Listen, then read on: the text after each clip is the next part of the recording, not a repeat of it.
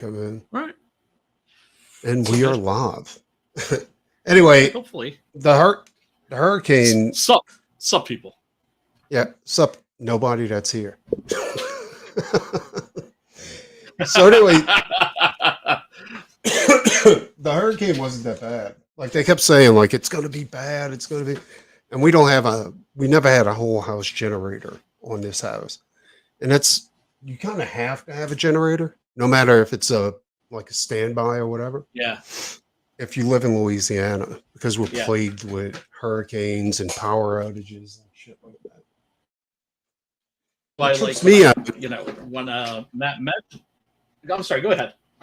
No, what trips me out is that they'd rather spend hundreds of thousands on rebuilding the whole like grid after a storm instead of putting it underground. You know what I'm saying? Like, oh my God.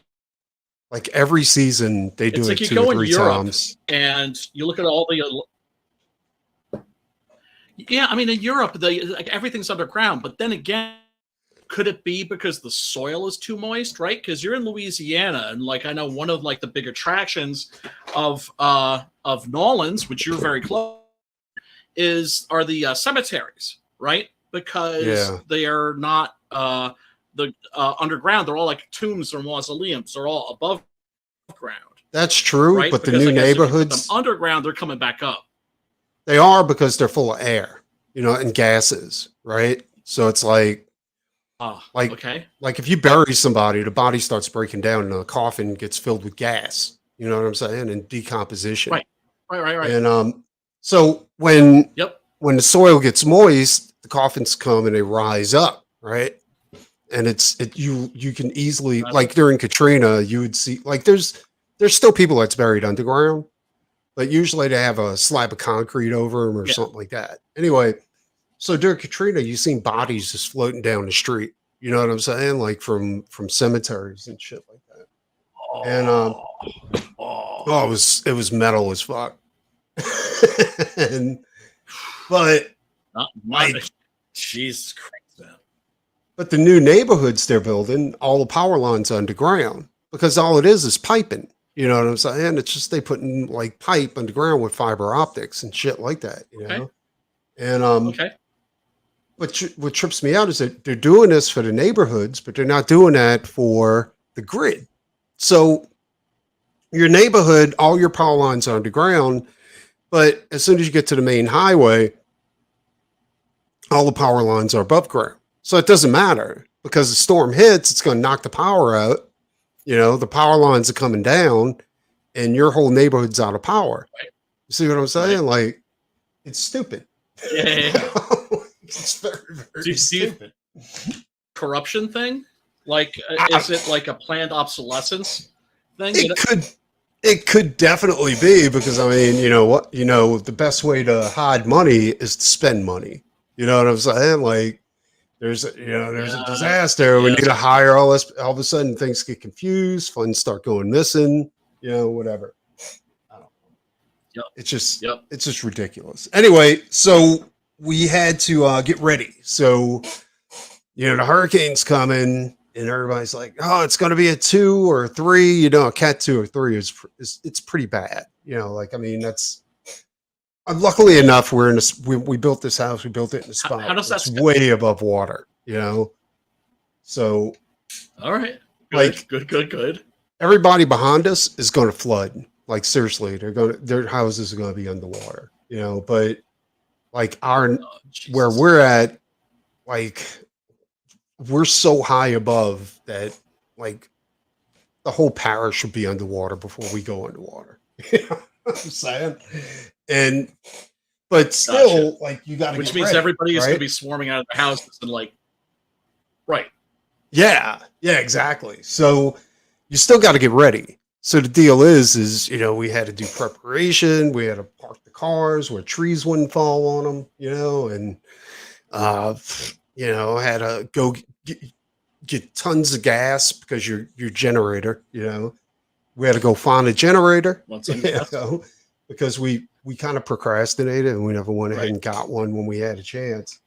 And because we couldn't decide, my wife was like, "No, I want a whole house generator, one that's, like on the side of the house constantly. And I'm like, well, portable will be better. That way, we don't have to worry about, it rusting out and getting old and shit like that. We can, if it breaks, we can bring it to get repaired instead of hiring somebody to come out of here, And so what ended up happening was she went and bought a generator, but it turned out that it was good enough to go ahead and run a refrigerator and some lights, maybe an AC unit, but it wouldn't run the well, like the pump for the well, right?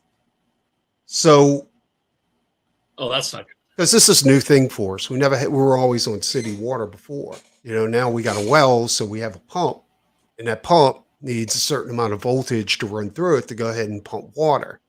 Otherwise, we have no water whatsoever.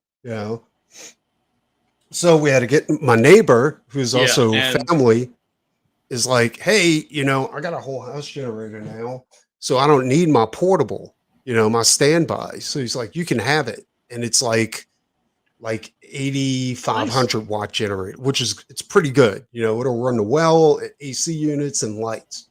So got that, got it running, and I damaged my hand getting it running. I don't know if you can see that. Like I took the skin off. Yeah. Yeah, I can.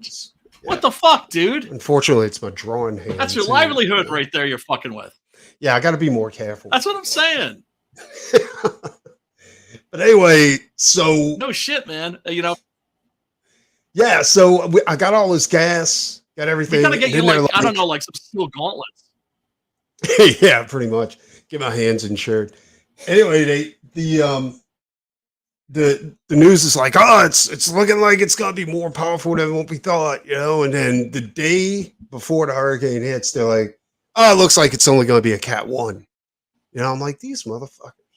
So now I got 20 gallons of gas sitting right outside my house. I'm like, and I hate to say this, hey man, but I was like, the power better go out. Yeah. Like this we better be out of lights, and it better be a complete shit show.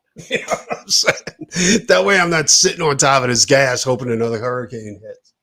And nah, dude, we never even lost power. Like it just rained a lot, and it was like, okay.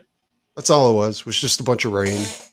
No real wind, like we've been through hurricanes over here where it's like, we had fucking winds where you're like, but it wasn't as bad.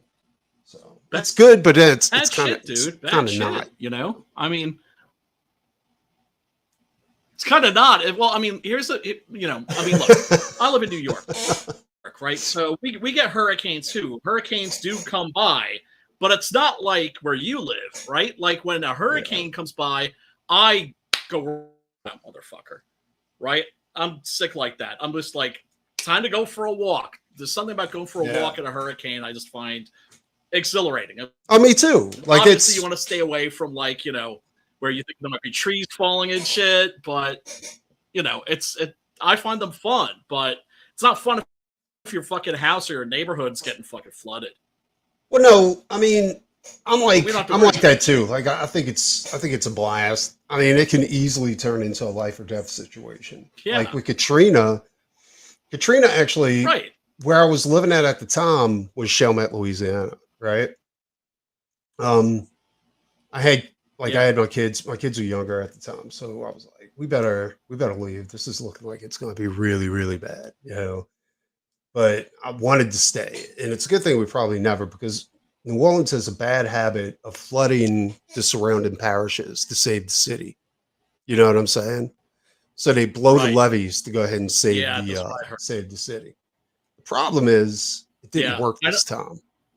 You know what I'm saying? Because they tried to save the city. Yeah. But then they had, and this is probably the first time it ever happened, or to this extent, but it wasn't the hurricane that did all the damage. It was the wind-blown water. You know what I'm saying? Like hurricane passed, all of a sudden city's flooding, all of a sudden, people are like, oh, that wasn't so bad. They're coming out of their houses in Chalmette, and all of a sudden they hear a rumbling, and it's just fucking wall of water coming down the street, and it's the first time I ever seen, like after it was all over with, I went back Yeah, I went back by myself because they weren't letting everybody in. They just let certain people in. And so I went back, and there was like a huge fishing trawler in the middle of a neighborhood. It's floated into the neighborhood and just settled Oh in my there, god. right? And then you go Oh my down, god.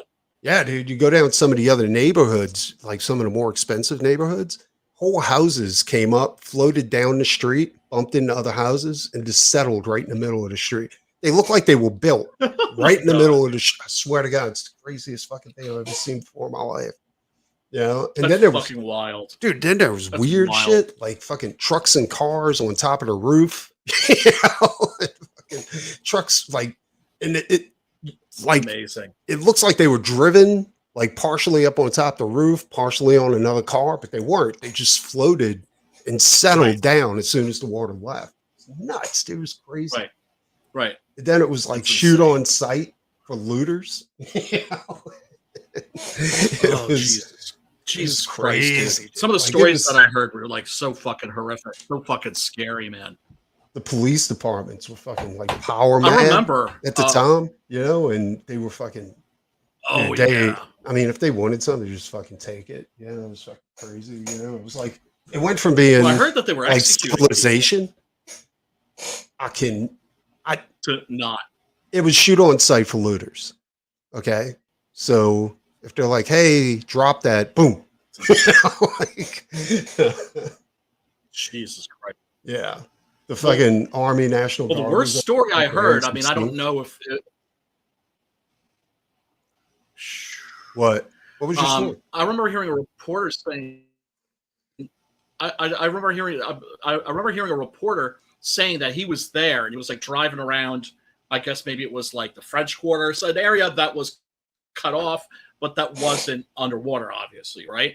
And he said he drove up to like a bank and that there were commandos there outside the banks, and they were long, move along, right? That before anybody arrived, that there were like mercenaries that had been dropped like into certain areas. I don't know about to mercenaries. rich people's shit. I can't You know, really He's gotta say have anything to something. that, but I know, like, because the city was closed, right? And if you were going to get away with anything, like, this was the time to get away with it, right? So they had gangs Yeah, coming man. in, like coming in and like doing whatever they wanted. You know what I'm saying? Because there was nobody here. I mean, they had cops, but it was like all the police cars went to water. Like they were literally like jacking other people's cars and writing police on the side of them. You know what I'm saying? Like it was insanity. Well, I mean, dude. that would have been the perfect Assault on Precinct 13 remake, yeah, right? I thought, but you know, instead they did something really dude, it was stupid. it I was think it I was actually did that crazy. before Katrina, possibly. I forget. When I came back to the Jesus. parish, Jesus. the cops had actually taken cars and built a wall going in and out of the parish, right? So it was like 6 cars high, you know, and it was like cars on top of cars, and it was this giant wall, and they had a tractor that would open it up and let you in and then close it back. It was like a fort, and I was like, this is fucking nuts, dude. This is crazy. It's like Escape from New Yes. York. Dude, it was absolutely that. You know what I'm saying? It was like it went from being civilization to like like the worst, like I don't know, dude. It was almost like Nazism or some shit like that. You know what I'm saying? Like it was like fucking this is now under police control. You know what I'm saying? It was like it was nuts, dude. And they were The deputizing. sickest story that I heard. Oh, I'm sorry. I think I'm on delay. No, I think no, my go ahead. internet's fucked up. It's a little bit, but it's fine. Go for it. But yeah, the craziest story I heard. Okay, craziest story that I heard was a reporter that was there, and he's like driving along.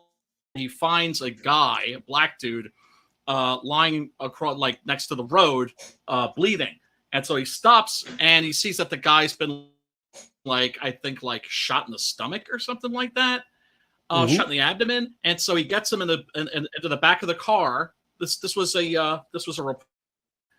And so this guy had been shot, and he gets the guy in the back of his car, and so he goes looking for help.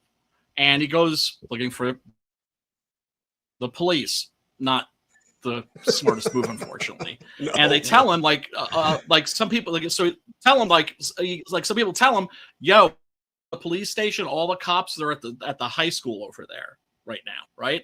So he went there, and the cops were like, told him the whole thing, and he's like, hey, I got somebody in the back that like needs help. And so they come over and they look at the back of the car and they go, and then the driver, the reporter, out of the car, and they beat him until he's unconscious. Wait, who was in the back of the car? This What freaked guy him that got shot. Yeah, no, you stuttered for a second there. They recognized him. They're the ones that shot him. Oh, okay. All right, I get it. Do you know what I'm saying? Yeah. Because he said they looked at the back of the car and they went and just grabbed the guy, pulled him out of the car, beat him until he was unconscious. He comes to the next day, and they're like, "Get the fuck out of here!" Right? So he gets the fuck out of there, and he's like, "Where's my car?" And like, we don't know. So he just goes walking on foot, and eventually he finds his car burned to a crisp in the back seat. Oh, get out! No way, dude. So it was a complete setup. It's like talk, and we got you right where we want you, dude. There's stories I can't tell. You know what I'm saying? Because I was friends with a lot of the people that were deputized, and like they were deputized, and at first that was like, well, we don't have enough people to patrol during this hurricane to rescue people, so we're going to deputize a bunch of people that stayed behind, and they did, and those people that they deputized were like served a purpose, and it was a very good purpose. But for some of those guys, like they were like the henchmen. You know what I'm saying? So, like, say if you're a cop, I'm just saying, if I'm a cop I could imagine and I'm going to get my hands dirty, you know what I'm saying? I'll get this dude that thinks he's a cop to go ahead and get his hands some dirty. good old boys. You know what I'm saying? Exactly. Yeah. And those were the guys that they were looking for, I'm guessing? Were those the guys that they were looking for, or those were just the guys that volunteered? Those were the guys that they kind of volunteered. Like those were the guys that stayed during the hurricane and had boats, like pirogues and shit like that, where they can go out and rescue other people. So they were like, "We're gonna make you guys legal." So, but then there was other things too. They were like in some of the worst neighborhoods when the cops went out there to go rescue people, they started shooting at them, because they weren't getting rescued first. You see what I'm saying? So, I mean, it was crazy. It was like insanity. Like civilization broke down to like if you want to know what it would look like if like the apocalypse happened, you would have seen it during Katrina, because it was that bad, dude. Like, do you remember? Line, dude. Dude, it broke down so quickly. You know what I'm saying? It was like out of nowhere. It was like that quick. Like within a few days, things went from we're all civilized here to, rape gangs. Saying like shit like that. Like it was nuts. Like, do you remember the chief of police at the time? Like he came on TV and he said, there's gape gangs in the Superdome, like going around, because that's where they evacuate everybody, right? The people that stayed that couldn't get out. Like into some of the worst neighborhoods. Barbara Bush said, this is like the best. This is the best that a lot of these people have ever had it. Well, yeah, she's full of shit. But anyway, which was like, the let them be cake moment of the. Yeah, like they evacuated them to the Superdome. So all these people were in the Superdome, and of course, there's not enough cops there to keep things like civil. They're dependent on people just being civil. But when you pack people into a small space like that, and then the bathrooms don't work because of flooding, and oh my God. God, they had gangs of guys going around just like taking advantage of young girls and shit like that. I mean, it was. And then the chief of police came on television. He's like, "Yeah, all this is happening," and then he got scolded. and he fired by the mayor. And the mayor's like, he didn't know what he was talking about. That's not really happening in this city. And I was like, you motherfuckers. Like, you motherfuckers. It was like doing yeah, this. exactly. He was like, but the dude was sick of it. He was sick of seeing it. Well, how It's do nuts, you, dude. if you're not a sociopath, how do you not fucking say something? I mean, it's Politicians, dude. Fucking politicians, dude. It was actually, you know crazy. what? Let me see if I can, I might be able to find my email from that week. Possibly. What's up, ID crisis? What up, ID? What's going on, brother? Because I remember going back and rereading my email from that day, and I forgot. God, this was just to like a general screenwriting group I think I was part of, and it's just this wall of all caps like profanity, just like these motherfucking vampire motherfuckers just leaving people to die, etc., etc. I remember when this was going on. That's when I was taking that comic book writing class, the one that Denny O'Neil was teaching, and he said that when the proposal for No Man's Land came across his desk, he was like, at first he was like, yeah, no, I don't think we could do this, because there's no way that anybody could possibly believe that in America the government would leave an entire city just to die. Well, that's exactly what they did, and they turned down help from everybody, from Germany, from Cuba. There were two hospital planes, right? Hospital planes, I think prototypes, like the first of their kind, right? Two hospital planes that were on their way, and from Germany, and they were turned around. Like our government said, yeah, no, you can turn right around. Don't worry, we got this. Yeah. Exactly. And they did that with everybody that tried to help, because some countries aren't run by total fucking maniacs and sociopaths, and they wanted to help. No, we're talking about Hurricane Katrina, because I just went through a hurricane out here, ID crisis, like the other day. And I was telling him that it was supposedly a Cat 2 and then Cat 3, and then I was like, oh no, it's fun, it's a Cat 1. And it turned out just to be a little bitch of a hurricane, But so hey, don't let it hear you say that. Don't let it hear you say that. And we go, what? What did Preston say? And then turn its ass around and come back and get it. I think we're out of the woods on this one. I hope so, dude. I think we're out of the woods. I mean, I know it's still going to be hurricane season until October, but I think we're out of the woods completely until next season.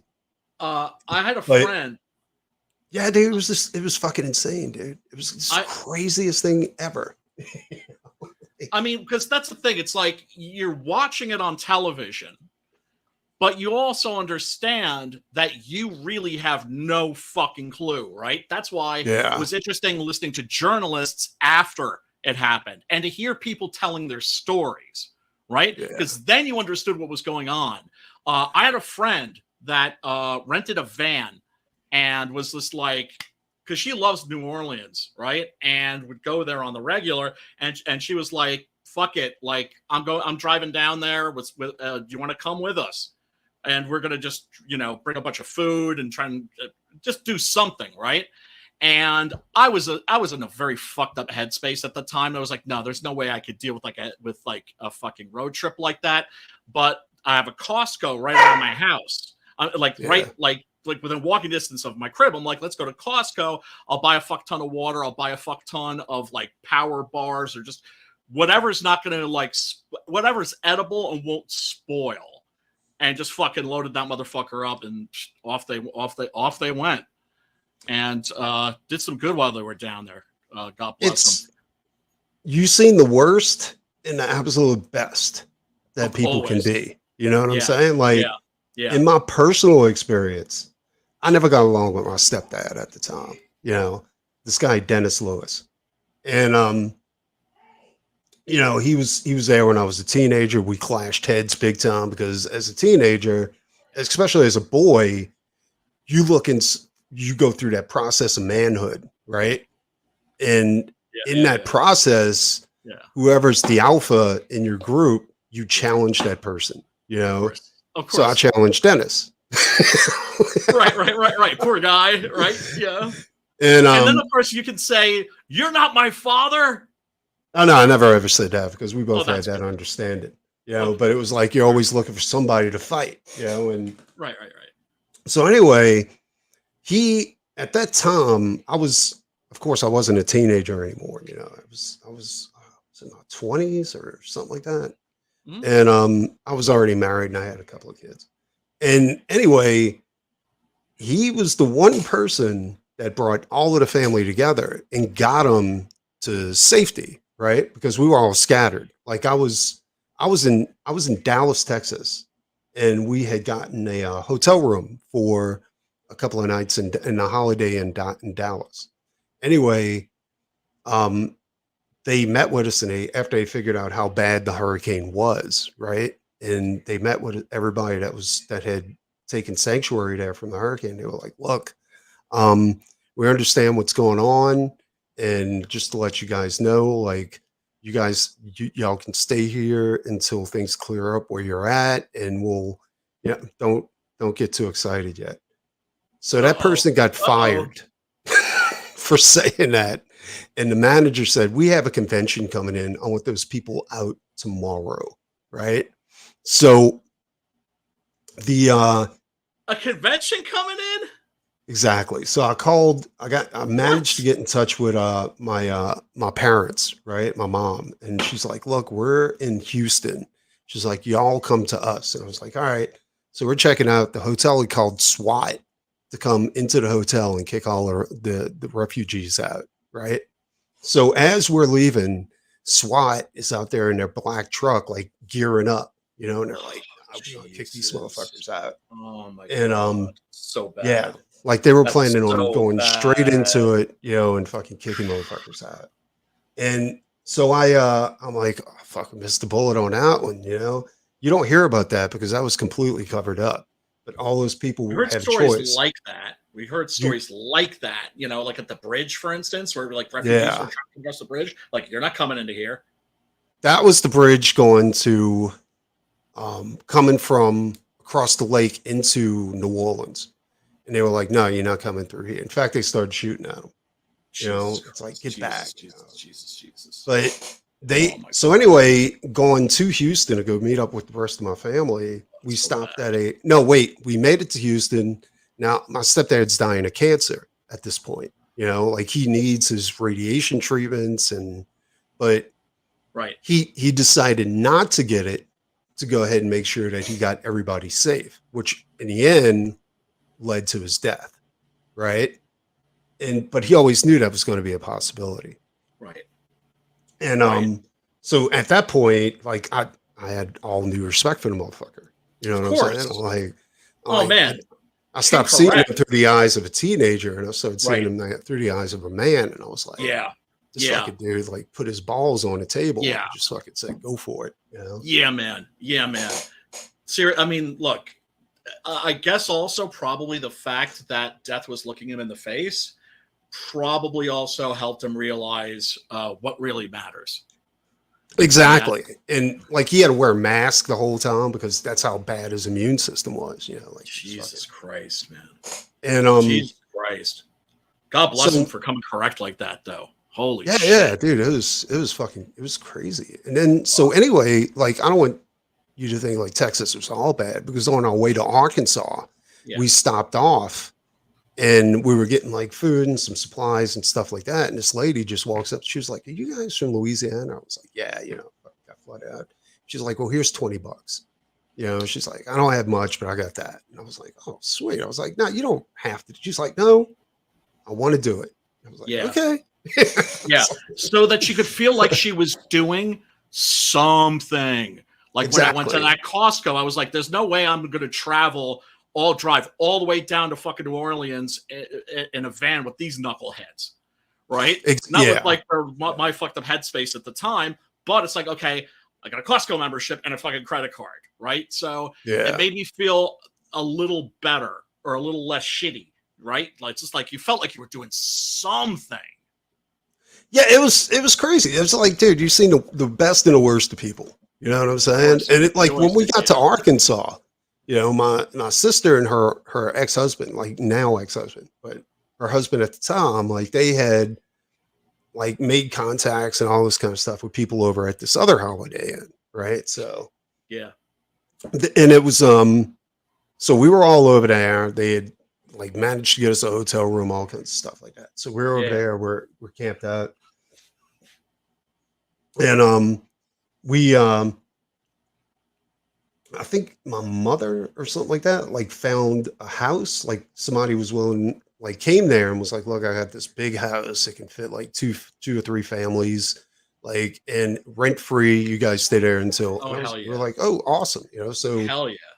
so while we were staying at the hotel though, and like we were making like contacts like that, they also had some guy outside reading off license plates into a phone because they knew all your worldly possessions were in your car, right? Oh, fuck. See where I'm going with that? Yeah. Oh shit. See, I didn't even think about that. Fuck. So they had gangs of people like over there, like taking advantage of the situation, and we're like, well, yeah, if these guys are refugees, they got all their valuables in their car, so we'll check license plates and we'll go ahead and like break into the cars in the middle of the night, shit like that. So the chief of police was like, that ain't gonna work, so she had people patrolling constantly out there. It was crazy, dude. Like I'm dead serious. Like, and like me and my brothers and all, well, me and my brothers and my brother-in-law, like we're looking for work, because we couldn't sit around. Like I get vacations and shit like that, but I couldn't do that. Not for that extended amount of time. Right. It was nuts, dude. It was literally the craziest time I've ever been through. But it was awesome though at the same time, because that's the shit that you're supposed to go through in life. A test. Exactly. Right? Yeah. You also don't know really who you are until you're tested, right? Yeah. Exactly. And that's why young men will always go off to war willingly, is because they want to be tested. And tribal cultures would always have something for that was a healthy outlet, and we don't have that. You said you saw the best of people, you saw the worst of people. That's also what my parents told me about World War II when the Nazis took over, right? Well, I think it's good for creators to go through that too, like because you actually, instead of reading about it, you actually experience it.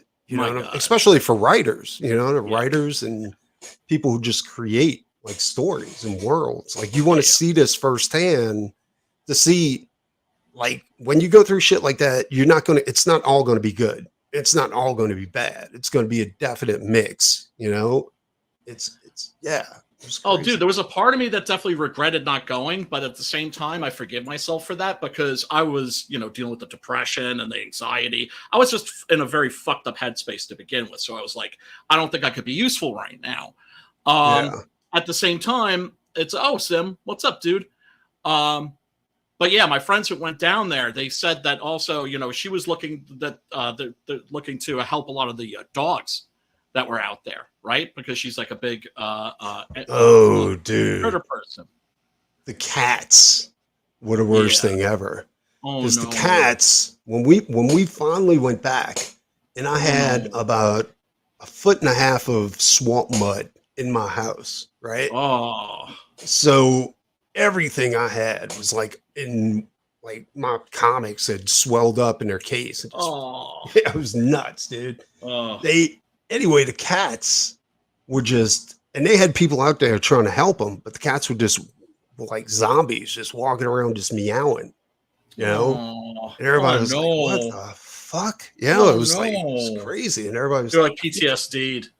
Maybe PTSD, maybe they were dehydrated. I don't know, because it sounds like there's water all over the place. But the problem is that where I lived at, it was surrounded by 3 chemical plants, right? Oh, Jesus, man. So when it flooded, like you had all these, and then one of the oil refineries there were oil refineries. They weren't really chemical plants, but it's the same goddamn thing. I mean, it's all like cancerous materials. One of them didn't drain. They were supposed to drain those big like silos of oil, right? One of them forgot to drain it, one of them, right? So Oh, when it geez. flooded, all that oil got mixed in with the water, I besides all remember the other hearing, chemicals, and sewage and all that kind yeah, of it was like stuff. a toxic soup, was how people described it. There's a really great documentary series about Katrina. It was produced by Spike Lee. One I normally Yeah. I can't stand, but this is an excellent. I think it's like a 4-parter, and I forget what it's called, but it's really worth checking out because this is a piece of American history that's been basically memory hold. But it was the moment when Americans suddenly realized where it was like the government just said, yeah, if the shit goes down, you're on your own. Yeah. It's like we didn't live that illusion that the government would always help us if something like that happened was just completely Their idea shattered. of helping was, we're going to give you $1,000.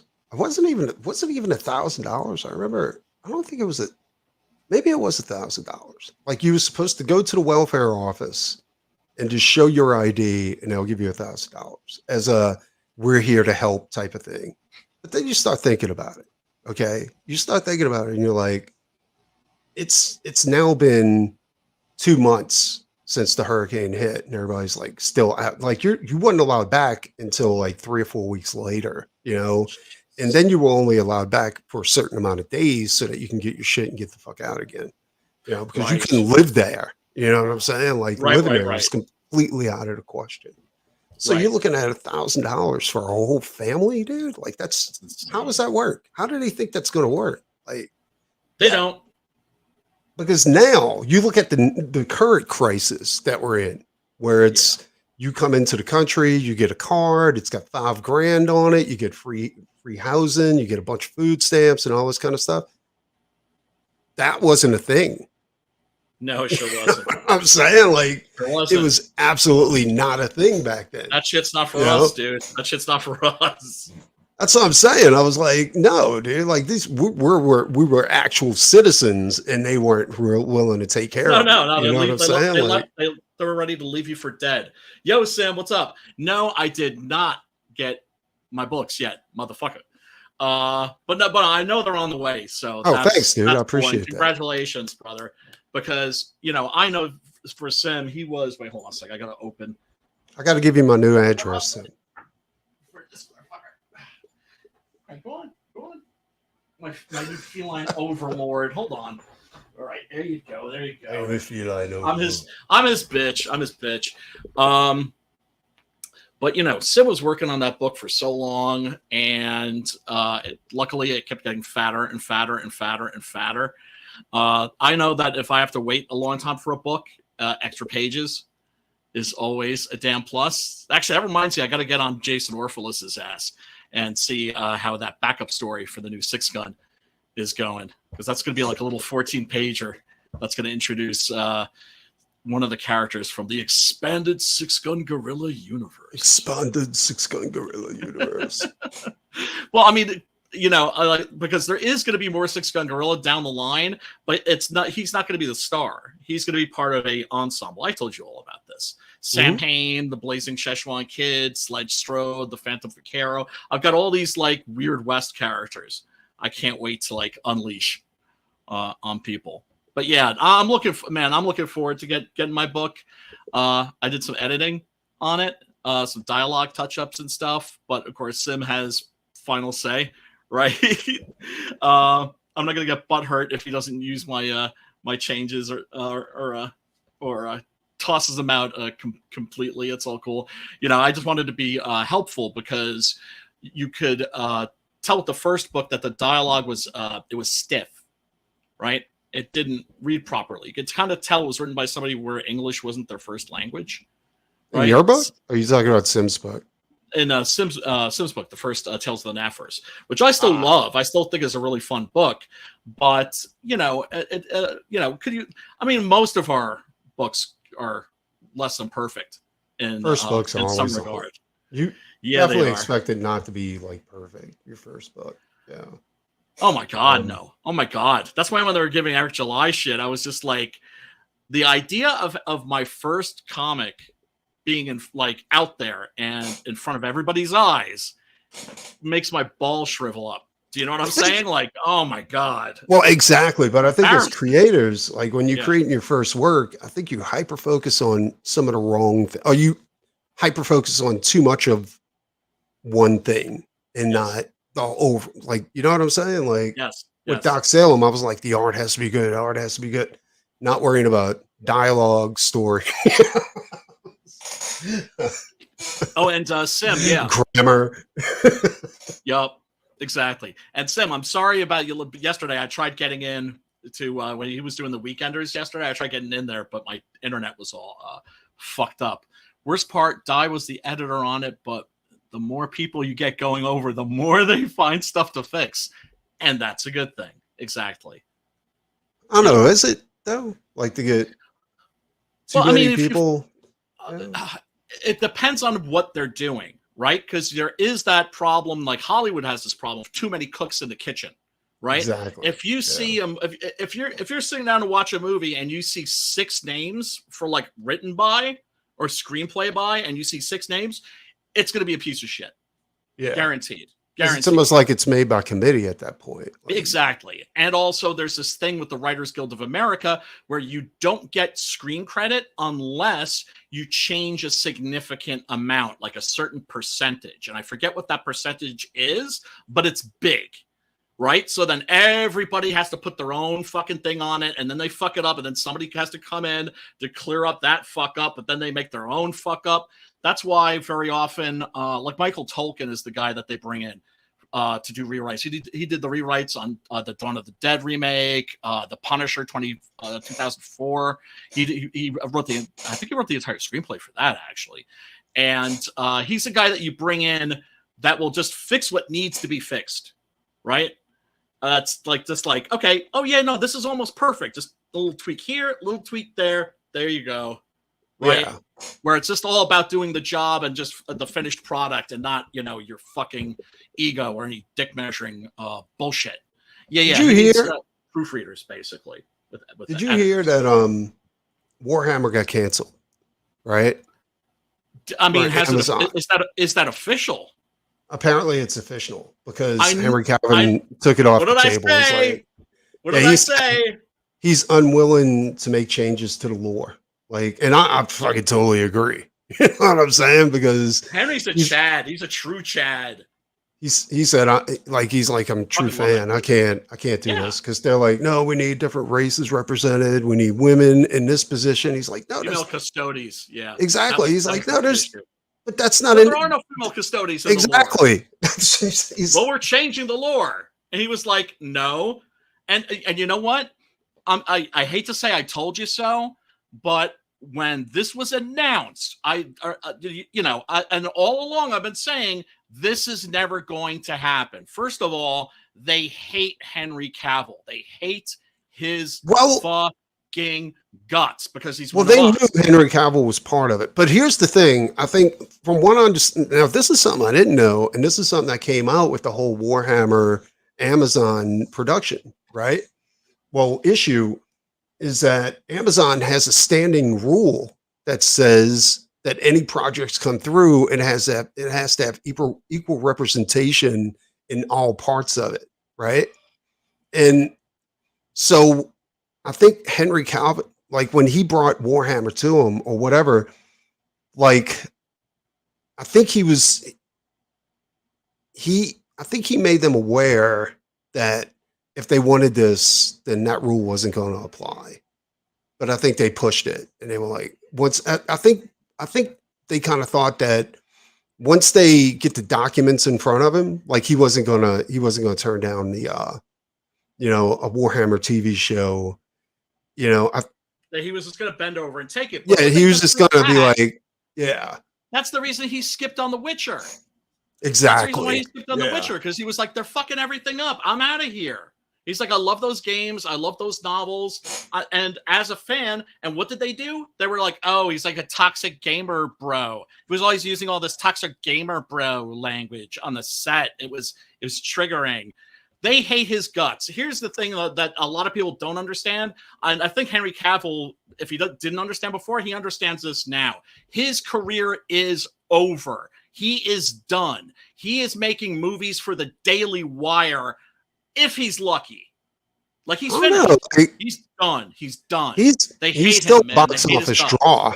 So I mean, if Yeah, but they don't care. They don't care about making box office. They don't care about making money. It's not about that anymore. It's about the ESG score or some shit like that. let me put it this way: like, if they're making movies based on the SG score, right, Yeah. and they're chasing off like actors like Kurt Russell, Henry Cavill, all these guys that aren't going to bend the knee, and then you got all these douchebags like the dude that played Darth Vader. I mean, fucking what? Dude, They need to do their own shit. like all these shitty actors. I mean, apparently, like if they do go to make movies with Daily Wire, and the Daily Wire's got all the good actors. Well, I mean, there is, from what I've heard. Looks like it's going to be the new mainstream.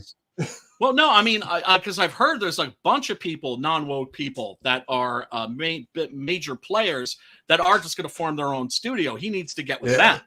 Oh, he's obviously going to get with them. You know what I'm saying? Like, that's an obvious What thing. other choice does he have? Like I said, I knew that this was never going to happen, and people were all psyched, like, oh, it's going to be Warhammer 40K series with Henry Cavill and blah, blah, blah. And we're like, honestly, I mean, I like the Storyforge stories, the animations, and I think they're really, really awesome. well done, dude. Yeah, like, really well done. I would take that. Why Dude, not just absolutely. do an animated series? Yeah. And I was actually like, oh wait, but then I'll be honest, dude. I think like even Netflix has loosened their hold on woke culture. You know what I'm saying? Like they're letting stuff in that isn't as woke as what you would think. Like Netflix 2 years ago, nah, half the shit on there wouldn't fly. You know what I'm saying? Right. But I have to say, I think Amazon is way worse than Netflix. Oh, 100 you know times. what I'm saying? Like 100 way times. worse. Yeah, they are. Yeah, it's the thing is, it's like we all understand it's a form of social control, and yeah, absolutely. They're serious about this shit. I mean, there's going to come a point where it's just not sustainable, right? Where they're just going to have too many bombs. The Rings of Power, they lost a ton of money on that. Disney still has not turned a profit from Star Wars. Did you know that? They still have not turned a profit from Star Wars because they paid like some ungodly amount of money to buy Star Wars from George Lucas, which he then, by the way, donated to charity, although the media said nothing about it. And they still haven't made a profit. But then it's, the way from what I understand, and it's a very limited understanding, is that it's about the ESG score, and that basically tells people whether they should or shouldn't invest in a company. I honestly don't understand how that works. Like because if you're not making money on, like corporations is fueled by cash. You know what I'm saying? Not an ESG score. You see what I'm saying? Like how do they? I mean, they got all these people under them that have to be paid. You see what I'm saying? Like, and if they're constantly losing money, I mean, dude, we're going on like almost 10 years now. You know what I'm saying? Like, well, I mean, probably not 10 years, but it's like 7 years of this bullshit, and if they're not turning almost 10 years. When did the Avengers come out? Because that's when this shit really started. I don't It was right after the Avengers came out. Yeah. At least that's when the assault on comic books started. I think that was around 2015. I think you're right. I think it has been almost 10 years. Yeah. Actually. Yeah, 2012. Yeah. I just don't see how they can go this long without making money. You know I don't know. Because I mean, does George Soros really have that kind of cash where he can support all these different franchises and make sure, like, just feed them money constantly to make? I just don't. It looks like it. It looks like it. I mean, or is this not? Yeah, Sim says Amazon is way worse than Netflix. Netflix seems to try to be open to all types. Polar was freaking great. They get good things. Polar was phenomenal. Was, I guess he's saying from Amazon, was Invincible and The Boys. But then the last season of The Boys was totally woke. Yeah. Yeah. So it's like, and that, that's what I loved about The Boys was they went at the right, but they also went at the left, right? BLM, BLTs, and shit like Yeah. that. You know, the commodification of woke culture, that whole like realization that woke people need to have, which is that if corporations are down with your ideology, it means you're not the resistance, right? It means you're not the rebels. That's absolutely true, dude. I never thought about that. Like, But the last season of The Boys, they just went hard at the fucking right, and that was it. yeah. And Invincible, they did do some like race changes on that too, didn't they? Yeah, they did. Like, overall, it's still very good. it is. It's they're kind of sticking to. I mean, it's a very, very fine line they're running right now with Invincible. You know, but so far it's working. So far it's Yeah. working. You know, but with the God, and there was a little bit of woke shit in there, but it was woke shit where, like, in terms of dialogue, right? Where his girlfriend is like, "Oh, like I hear the school has a great social justice program." I remember that. Yeah, But then, well, wouldn't somebody like that today say something like that? Do you know what I'm saying? I'm kind of like I'm wondering if they're gonna let Mark hook up with the redhead. You know what I'm saying? Like, is that going to be a thing, or are they going to not let that happen? I don't know. I really don't. Because that's going to be a huge story change. Yes. Oh, for sure. Because you know it's clear that those characters are meant for each other. That they're designed. Well, yeah, in the series, like they're supposed to hook up, and that's supposed to be a main part of the story going forward. Yeah. You know, like yeah. But everything's setting that up, right? You see it being set up. But I wonder if they're going to let it happen because I mean, who I'm knows? redheads, and I have no idea why. Like, it's the strangest goddamn thing ever. You know what I'm saying? Like, I think an animated redhead is a little different, preferable, maybe. But then again, have you seen the first image from the new Red Sonja movie? I did. I'm not crazy about it. Like, but she has red hair. Tell me you didn't expect it to look a lot worse, right? She's not wearing a burqa, thank God. It's not like, you know, the coin chain mail bikini, you know, like, because I love me a good Red Sonja cosplay at a convention, right? Me the right too. girls But are doing it. Oh, hell yeah, right? But it doesn't look. It didn't like nothing about that image made me go ugh or oh no. I thought okay, all right. I don't know. I'm holding my breath on that one. Oh no, I'm not expecting anything to be good, dude. Like, because I'm getting real strong like Tarna vibes from Red Sonja. You know what I'm saying? They put her in a burqa. They put her in a burqa, and then they race swapped her at the end of the book. Yeah, but it was bait and switch like the whole time. Yes, like all issues were like old school fucking Tarna. You know what I'm saying? Until you open the book and you're just like, what the fuck is this? Yeah, so like, was it Heather Antos or was it Kelly Sue DeConnick? I don't know. I think a friend of mine is working with Heather Antos right now on like she hired him to do some Star Trek stuff. Oh, or Alex DeCampi, I think it was. Alex DeCampi, she's the one who's so notorious that in the comic book industry, there's this clause that people have written into their contracts called the DeCampi clause. Yeah, where it's like, I will not be on a convention panel with her. I will not be in an elevator alone with her. I will not be in a room alone with her. I will not be in a room with her. You know what I'm saying? Like all this. Jesus all this Christ, really? Yeah. Why? What does she do in a room? Cancel. Oh, I see what you're saying. Like all of a sudden shit starts happening when nobody's there to see it. Yeah. And right. Or, you know, I mean, even if there's people there, it's like, well, like, wait, you just grabbed my ass. Dude, like, I swear you grabbed my ass. Right. I'll be straight with you. A buddy of mine was married to a chick like that. And it led to us like not being friends anymore because his old lady, like we'd be at a con and I mean his old lady she was pretty heinous. You know what I'm saying? I'm talking about visually. Like if you look at her, you're like, is that a beard? Okay. You know what I'm saying? Like all right. Not easy on the eyes is what you're saying. No, not at all.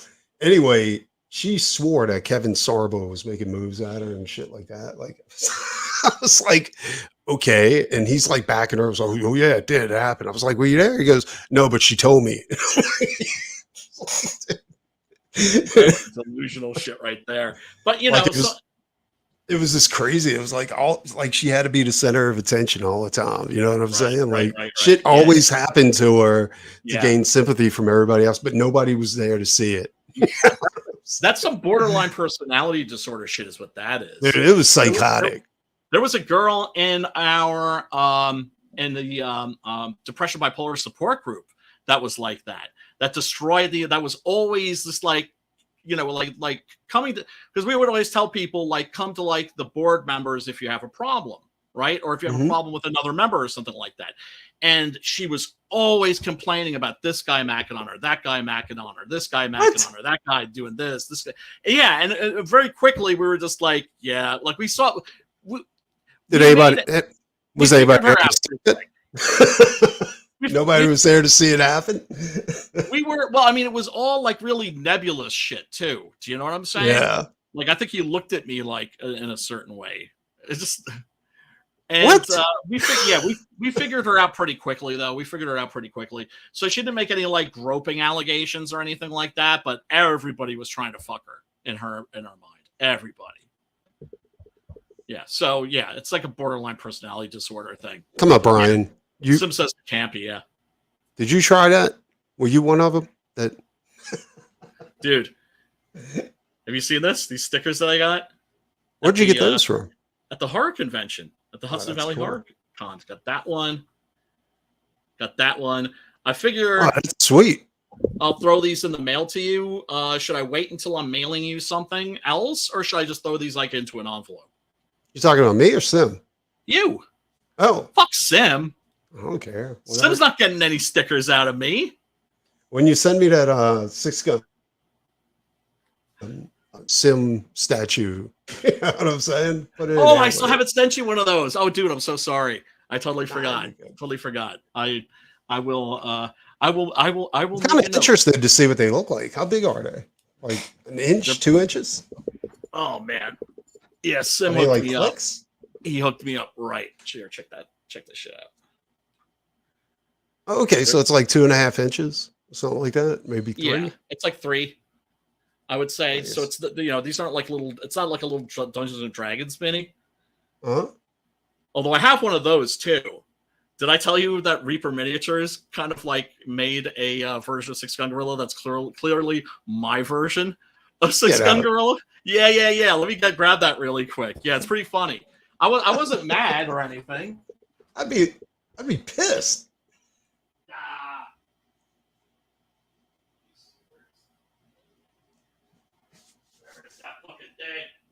Oh, 4 inches. Cool. All right. Yeah, I mean, and the quality is fucking badass, man. The 3D printers right now, it's like there are no lines. Dude, right? I knew it was going to get to that point. Of course. Yeah, like it like when they first came out, it reminded me of the first like black and white printers. You remember? And it was like it was just like kind of dots and really bitmapped and shit like that. And now it's like photo quality. Yep. Yeah, this is the Reaper Miniatures version. Let me see. I may have. Oh, that's exactly like it's exactly him. Dude, that's your design. And what's this? What was that for? This is just they sell this on their website, so it's like a little miniature. If you're playing it's like a role playing miniature. Is it metal or is it plastic? It's metal. Oh, it's cool. made out of pewter. Pewter. Nice. Yeah, so they have like a nice weight to them. Yeah, this is it sucks that I lost all my paints and everything in the move. Otherwise, I would have painted both of these. What I need to do is I need to get somebody who's really good at painting these. And I know Sim says he can give me the hookup. And just to somebody because find like anybody who's used to painting Warhammer figures, and you're good to go, dude. It's like I started painting minis back when I was like 13 years old or something like that. And you would just glob the paint on and shit. And when I picked the hobby back up again in my 40s, holy fucking shit, dude. Online tutorials, all these different brush techniques. Some of these guys, they could do lighting where if a miniature is holding a torch, not only do they do the fire of the torch, they'll do the fire light on Oh, the shit. character's face I'll be and the straight, dude. clothes and everything. Yeah. I'm way too shaky nowadays, and my Yeah. eyes are just not up to it. Like I was looking at the Yeah. paper the other day, like I print shit out in Blue Line, and I was like, I'm looking at the paper, and it's 11 by 17. I'm like, is something wrong with my printer? Like this looks really blurry. Right? Put my glasses on. I'm like, wearing cheaters oh, right I am now. fucked. I'm wearing for cheaters right now. I need to get like a real pair of glasses. Oh, Thing dude, is, it's so bad. I shouldn't bitch about it because I had like 20/20 vision for like the majority of my life. So it's like now I'm nearsighted. Everything's blurry up close. So Me too. Absolutely. Yeah. But that's okay. That's just part of getting old. Rotting. Rotting. Rotting away. My bro and Mogwai are great with mini painters. Yeah, I mean, even like shit, even just a few years ago, my site started like not being, started degrading, at least with looking at shit up close. So I would wear glass cheaters and a one of those giant light up magnifying glasses, right? Dude, I do not want to get to that point. You know what? There's no way I'd be able to paint anything. Oh my god! I mean, I look at this shit. I look at this shit too, and I'm kind of amazed. I'm kind of like, damn, like. But I mean, a lot of it was shit little techniques I learned from YouTube tutorials and shit like that. Because there's like, obviously, if people have been doing this hobby for like 40 years, people are going to be certain people they're going to be really good at it, and they share their knowledge and their techniques. Did you see a movie called Rebel Ridge? Rebel Ridge, no. So here's the thing. Like, it's really not a bad movie. But they're trying to do Rambo, right? Okay. They're trying to do Rambo with a hick sheriff, and this black dude coming back from Iraq, and he gets his money taken because he's trying to get his cousin out. And I'm like, too far. They're gonna push him they're too far. They're trying to do Rambo without anybody getting killed. Like he refuses to take a life throughout the whole thing. And I'm like, and he's taking on the entire police station. I'm like, dude, give it up, dude. This isn't Rambo. You can't do Rambo. No, dude, just leave Rambo alone. You know what's funny? I remember when Rambo came out that you had a bunch. No, actually, it wasn't Rambo. It was First Blood, right? Yeah. And so you had like Blood, the TV movie. You had the TV movie ripoffs sometimes of whatever big hit movie had come out at the time. I think it was like Dalton's Code of Vengeance or something like that. And there were like a bunch of those. It wasn't like when Rambo came out, and then of course there were like a billion like ripoffs, most of them Italian. What up, GJ? What's up, GJ? Too, man. Good to see you too. No, dude, like I was watching a movie. I was like, this isn't too bad, but it's getting boring. Like the guy who played the army like vet, dude, he was really good. And he's a big motherfucker too. You know what I'm saying? But the thing about Rambo is that Sylvester Stallone in that role was very unassuming. You know what I'm saying? Like he was a vet, but he wasn't too big or too small. He was almost Joe Average, maybe a little hippie looking. You know what I'm saying? Like he looked like somebody that just came back from Vietnam. But this dude that played the guy in Rebel Ridge, like he was a big creepy looking dude, and he was a good actor. He was really good, but dude, you can't do Rambo like that. You know what I'm saying? Like you can't recreate Rambo, like especially not like that. Like, I mean, like he got shot once and then he went back and still took on the sheriff's department. I'm like, well, that's great, and then, but I was like, I mean, it just, what irritated me that they tried to make it to where he could do it, but he doesn't kill. You know what I'm saying? Right. And I'm thinking, I'm like, even Sylvester Stallone when he played like First Blood. That's what I keep saying Rambo, but really I'm talking about First Blood, right? Right. When he did First Blood, like, yes, at first he never tried to kill people, but he killed people in First Blood. You know what I'm saying? Like, Well, he kills one guy with a rock, right? Although he really falls from a helicopter, but then and he then comes the other guy blows with the up trap. the entire town. Well, you remember the trap that he set up too with the spikes, and it came and Yeah, it stabbed the dude through the through his legs. Through his legs. Was it through his leg? Oh, I thought it was through his chest. Yeah. Yeah.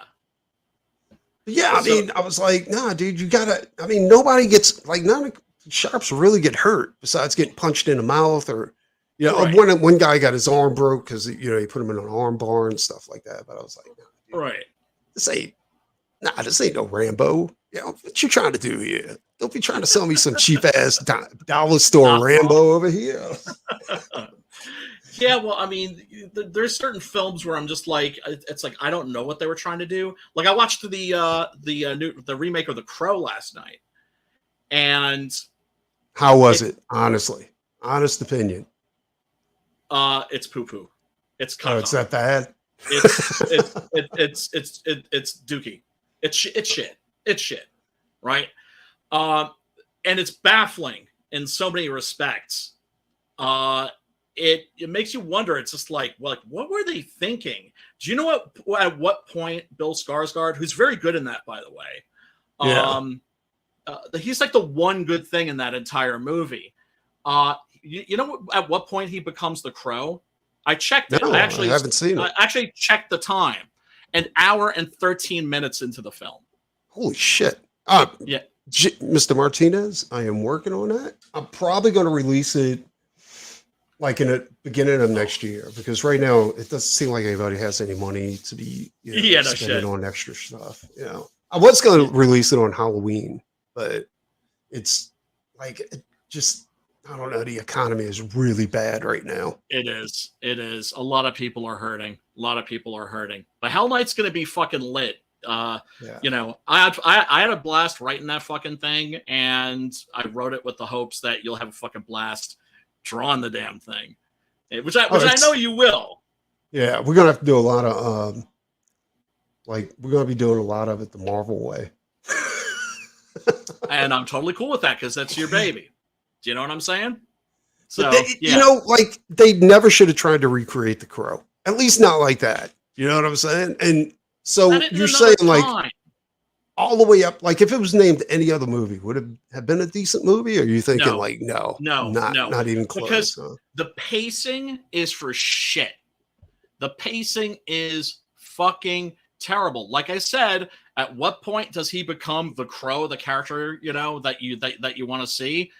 An hour and 13 minutes into the fucking movie. And it's a lot of him going into the afterlife and then coming back and then going back into the afterlife and going back and going back. I mean, just like, it's like the afterlife of that, which is basically life. And he goes into a limbo, right? Yeah. And so it's like a revolving fucking door. He just keeps going back and forth as the story keeps changing. They're really not even trying anymore. No, it's not that. It's not that. Whoever made this movie tried. It's just that they're either an asshole or they're untalented or they just didn't understand the material. It's so weird when you consider that there's like a scene where he's walking down the street looking a lot like the Crow, right? Except with that fucking stupid haircut. And it's raining and the Crow's following him and the music kicks in and it's Joy Division. And I'm like, wait, like what? Like this is just, remember how the original movie had an atmosphere, right? Yeah. It was shot almost all on sets and with miniatures. So it had a very dreamlike feel. You kind of understood that it had a vibe. It had an aesthetic. It had a feel. This one doesn't. Well, that was the problem with all the other Crow movies too, with the exception of City of Angels. City of Angels was pretty good with that, but like the rest of the movies, I don't think they got that. You know what I'm saying? Like they were missing the atmosphere.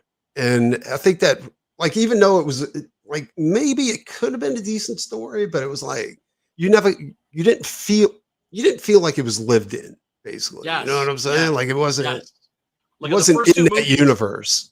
Yeah. right? In the first two movies, they really did successfully create those worlds, and they were created largely by the same people. Like the same, they got like the same production designer or whatever, I think.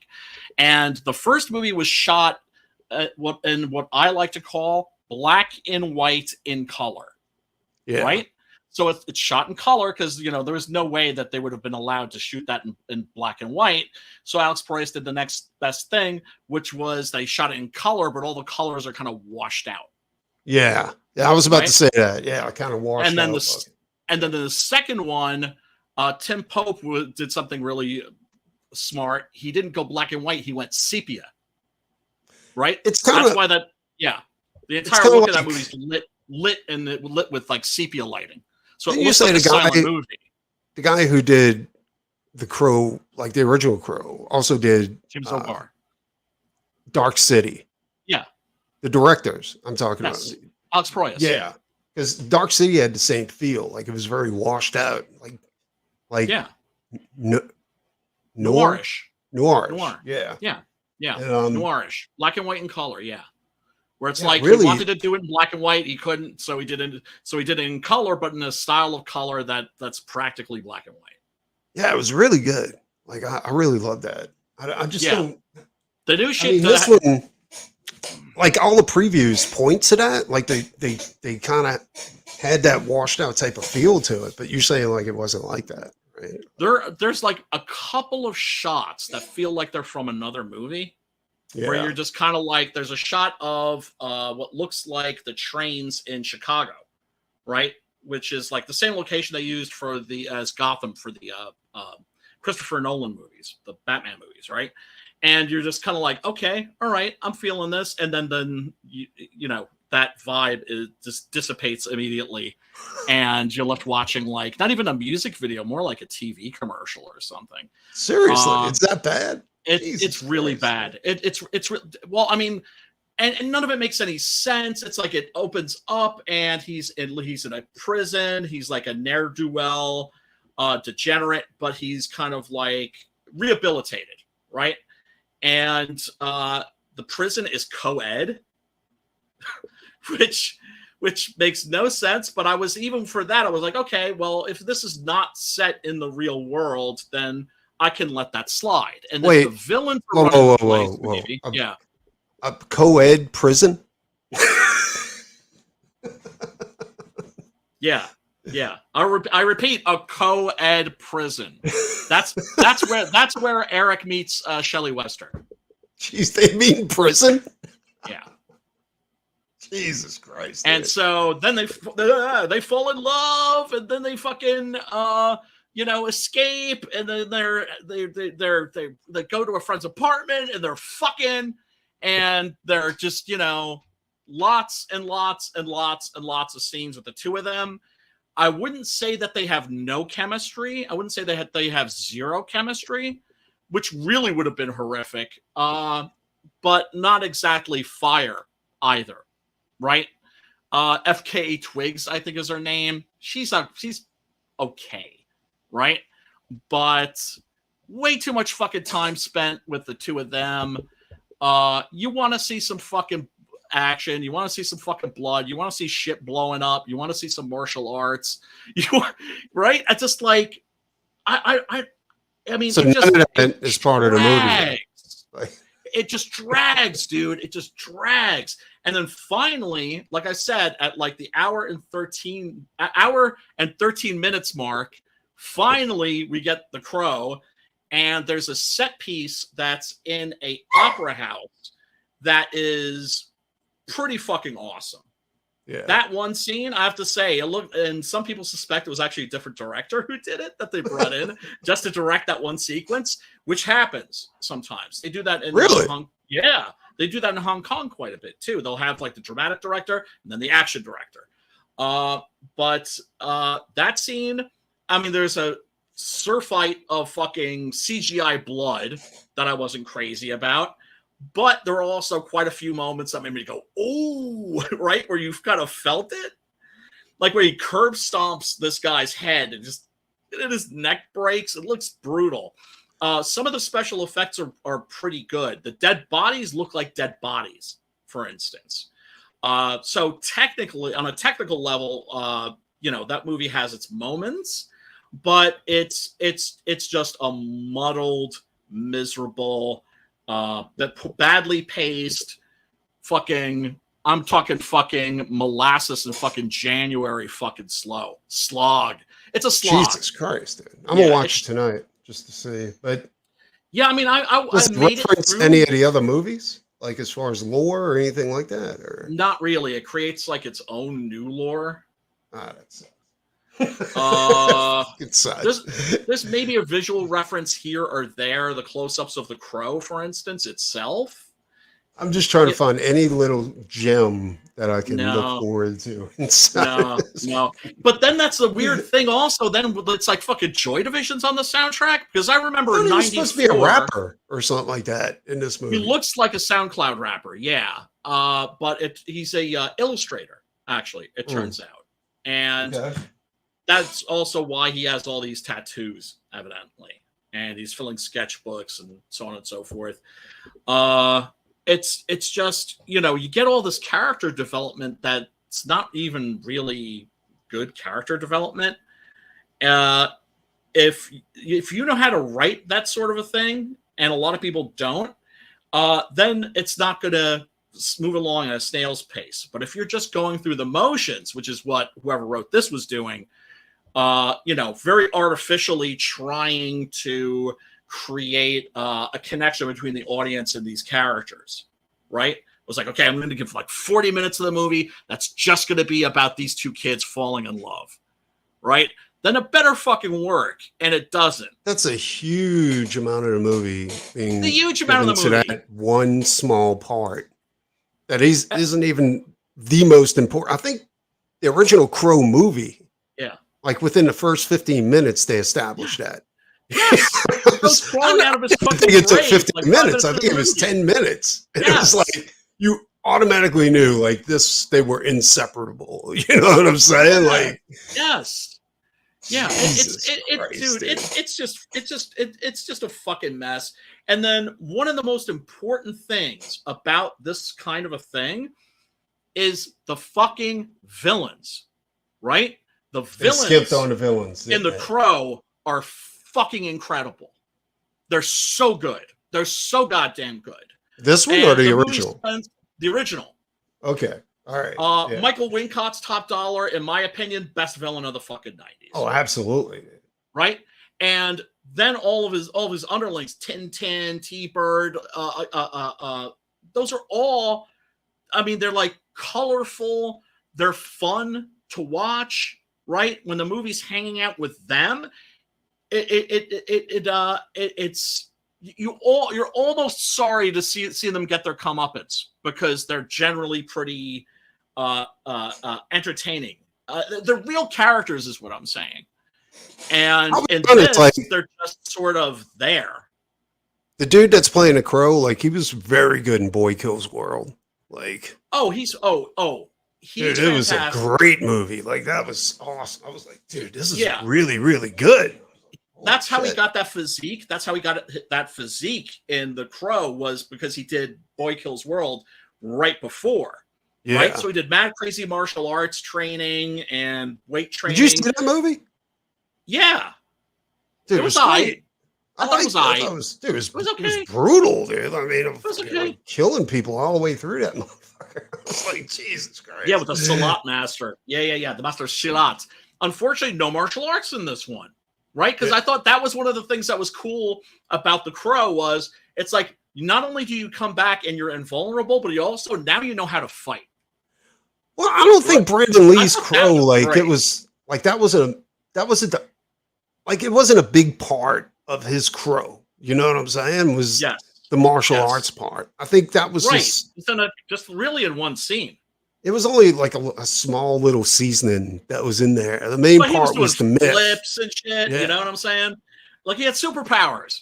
Yeah, Um, exactly. Like he would get shot in the hand, and he was obviously demented because he was shot, and he was killed, and shit That like that. Like, yeah. And one of the things that's so wonderful about that original movie is how carefully it balances the different aspects of the character, right? yeah, You easily could have made it just a Charles Bronson vigilante thing, but you get to see all these different sides of the character. And one of those sides is a little crazy. yeah. Right? Because I suppose going through an experience like that might leave you feeling a little cracked. Well, right? I mean, seeing your So you girlfriend, understand. like your fiance, And coming back raped from and the murdered. dead. Right. And then coming back from the dead and you'd go a little Exactly. crazy, right? And they captured that perfectly in that movie. And this one, there's none of that whatsoever. He's just facing everything completely rationally. So, and so I there wonder. isn't that, oh God, it's a mess. I wonder if the writer and the producer of the movie, like the directors, weren't allowed to read any of James O'Barr's books before they started they working probably on. didn't care. They probably Oh, didn't they care. were like, okay, you're working on The Crow, but you are not allowed to see any of the other movies. You are not allowed to read any of the material. We're going to give No, you it's images and set you forth and do your thing. Marvel is known for hiring people specifically people who are not familiar with This their isn't comic. Marvel. This shouldn't be Marvel. I don't think No, so. of course not. Like, But I'm saying I so, think, but it could be something similar to that. yeah. If the director of the new one is a fan in any way, shape, or form, I would be shocked. I would be shocked. Nah, I don't think what you're describing, there's no goddamn way. No Not way. like he was bullied into making this fucking monstrosity. You know what I'm saying? Well, yeah, and like I said, it's just like, and then suddenly you hear Joy Division on the soundtrack. That's the thing that weirded me out more than anything, because I remember in '94 when the original Crow came out, a lot of people were complaining and saying, "Oh, well, it doesn't have Joy Division and the Cure. It has the Cure, but it's not the songs that are mentioned in the book." Because remember, they like how he quotes the songs, so that the book the comic has a soundtrack to it, really. Yeah. And yeah. so people Yeah, I were do like remember mad that, because actually. it didn't have those songs. Yeah. And this new one does have some of those songs, and it's just like, why? Do you know what I'm saying? It's just like, if you're just not going to take anything from the original comic book or the original movie, and then you're going to throw in fucking Joy Division on the soundtrack, get fucked. Oh my Man, God. It's I shit. am in for a treat caca. tonight. It's caca. But Bill Skarsgård is fantastic. Because that's another thing too. When you cast that part, and they did this perfectly with Brandon Lee, and they did this perfectly with Vincent Perez.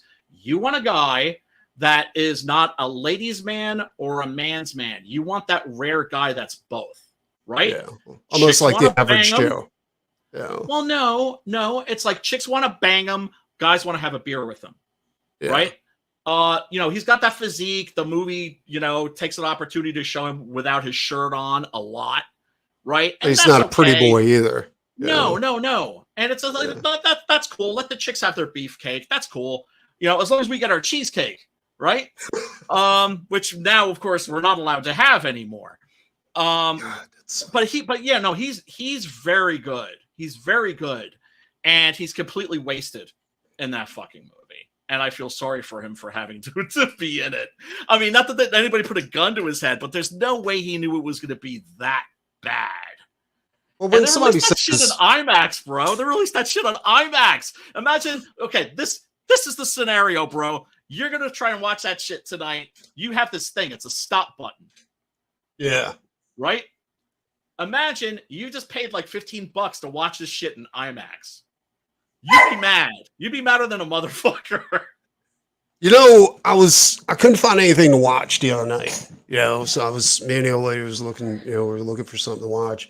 I'll do this. And the 310 to Yuma was one of the movies to select. And I was like, The I don't remake think or I've ever seen the remake or the original? the one from 2007. So I was like, Okay. Russell Crowe. Yeah.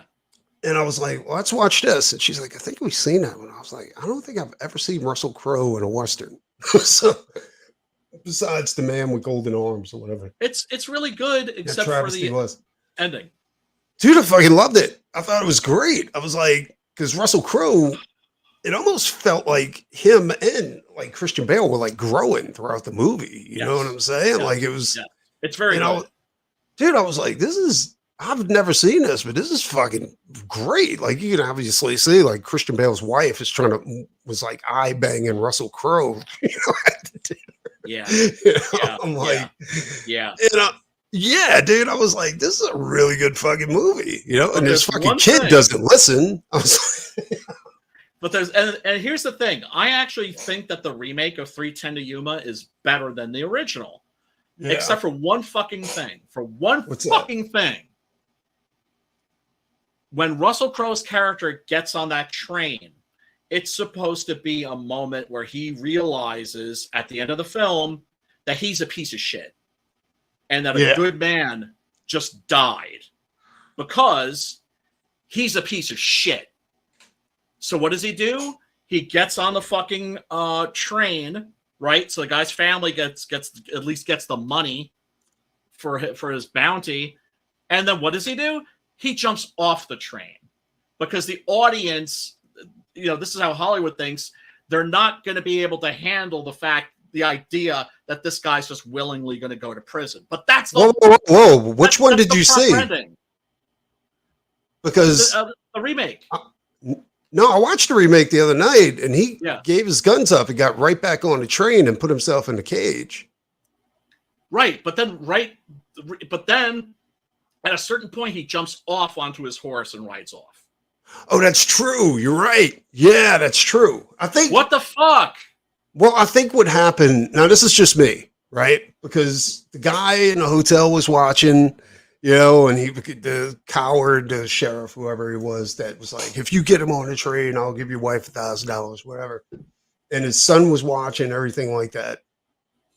This is when I kind of thought when I was watching it, because I was like, well, I guess he's going because he already escaped twice. You know, it's obviously a shitty jail. So I was like, But- okay. But I was thinking, I was like once the train took off and everybody's like, oh, cool, he's on the train now, right? He's their responsibility, you know? And I was like, and I think in Russell Crowe's head, now this is just me thinking out loud, but what I was thinking was like, he was like, okay, this is good enough. Like now the people, the sheriffs in the train are now like the deal It's was for him to get on the train. Right. And it was to get him on the train and then the train to go. Right. Right.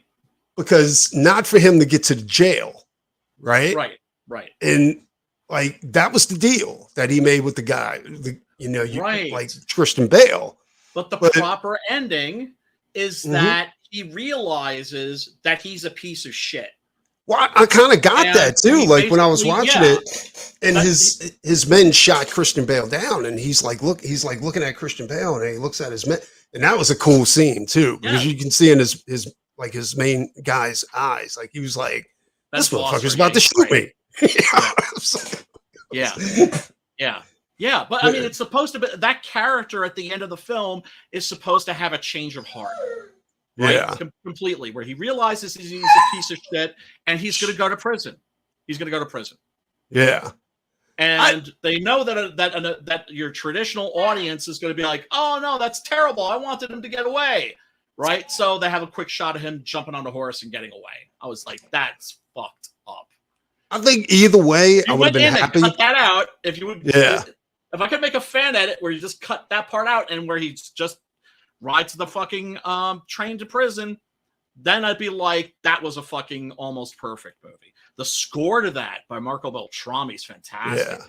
No, I I listened did. to that a The whole lot when movie Credits was Red great. And Christian Bale, like he played it perfect. Like he's like the Love loser, you know, like fucking like I don't know. Like it was just a great movie, and I've never seen it. And I was like, why haven't I seen this before? Like I love westerns. Yeah, it's one of the best modern westerns, I guess you'd call them. Modern meaning like in the last like 20, 30 years or so, because you know some of the very first films ever made. were westerns, right? The Great Train Robbery, for instance. Like that's the first feature film ever made. And if you haven't seen it, it's a fucking hoot. I'm gonna have to But see yeah. that. I don't think I've seen it. Oh yeah, you can find that shit on YouTube. Needless to say, it's public domain.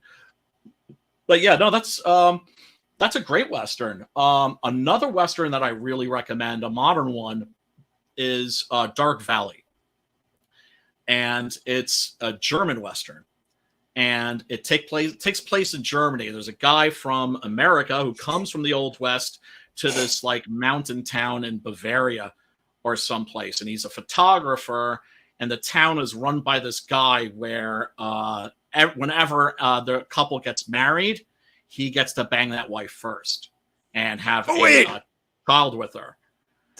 No, I'm thinking of something else. That wasn't. Yeah, it's called Dark Valley. I think you can find that on Amazon and maybe Tubi. And I know one of them has it in English. I watched it, of course, just in German also because it's like, oh, well, this takes place in Germany. It also helps that I know a lot of German. But, and then, of course, he's speaking English and German. The German he learned from his mother because his mother came from that town and relocated to America. And now he's come back. That was the same premise for Braveheart, wasn't it? Well, I mean, it's similar. Yeah. Prima Nocta. It's like the Lord gets the bang, and yeah. That movie, Dark Valley, the fucking gore in that is brutal. It's a brutal fucking. It's a brutal, brooding fucking revenge western. I highly recommend that. It's so. Is good. it dubbed or is it just in German? You can find it both. Okay, I'm gonna have to check that out. Yeah, it's so good. Phil, if you haven't seen that, check that out. Dark Valley. Let me see. Dude, yeah, 310 to Yuma was just fucking insane. I was like, very good. One of the best fucking movies, dude. I was like, how could it just freaked me out that I never was seeing, you know. Yeah, I mean, it's on Freebie, it's on Plex. Tubi? It's on Tubi? It's on Tubi. Is it really? All right. Yeah, and it's on Prime Video. So one of those has got to have it in English. Yeah. But yeah, awesome, brutal revenge western.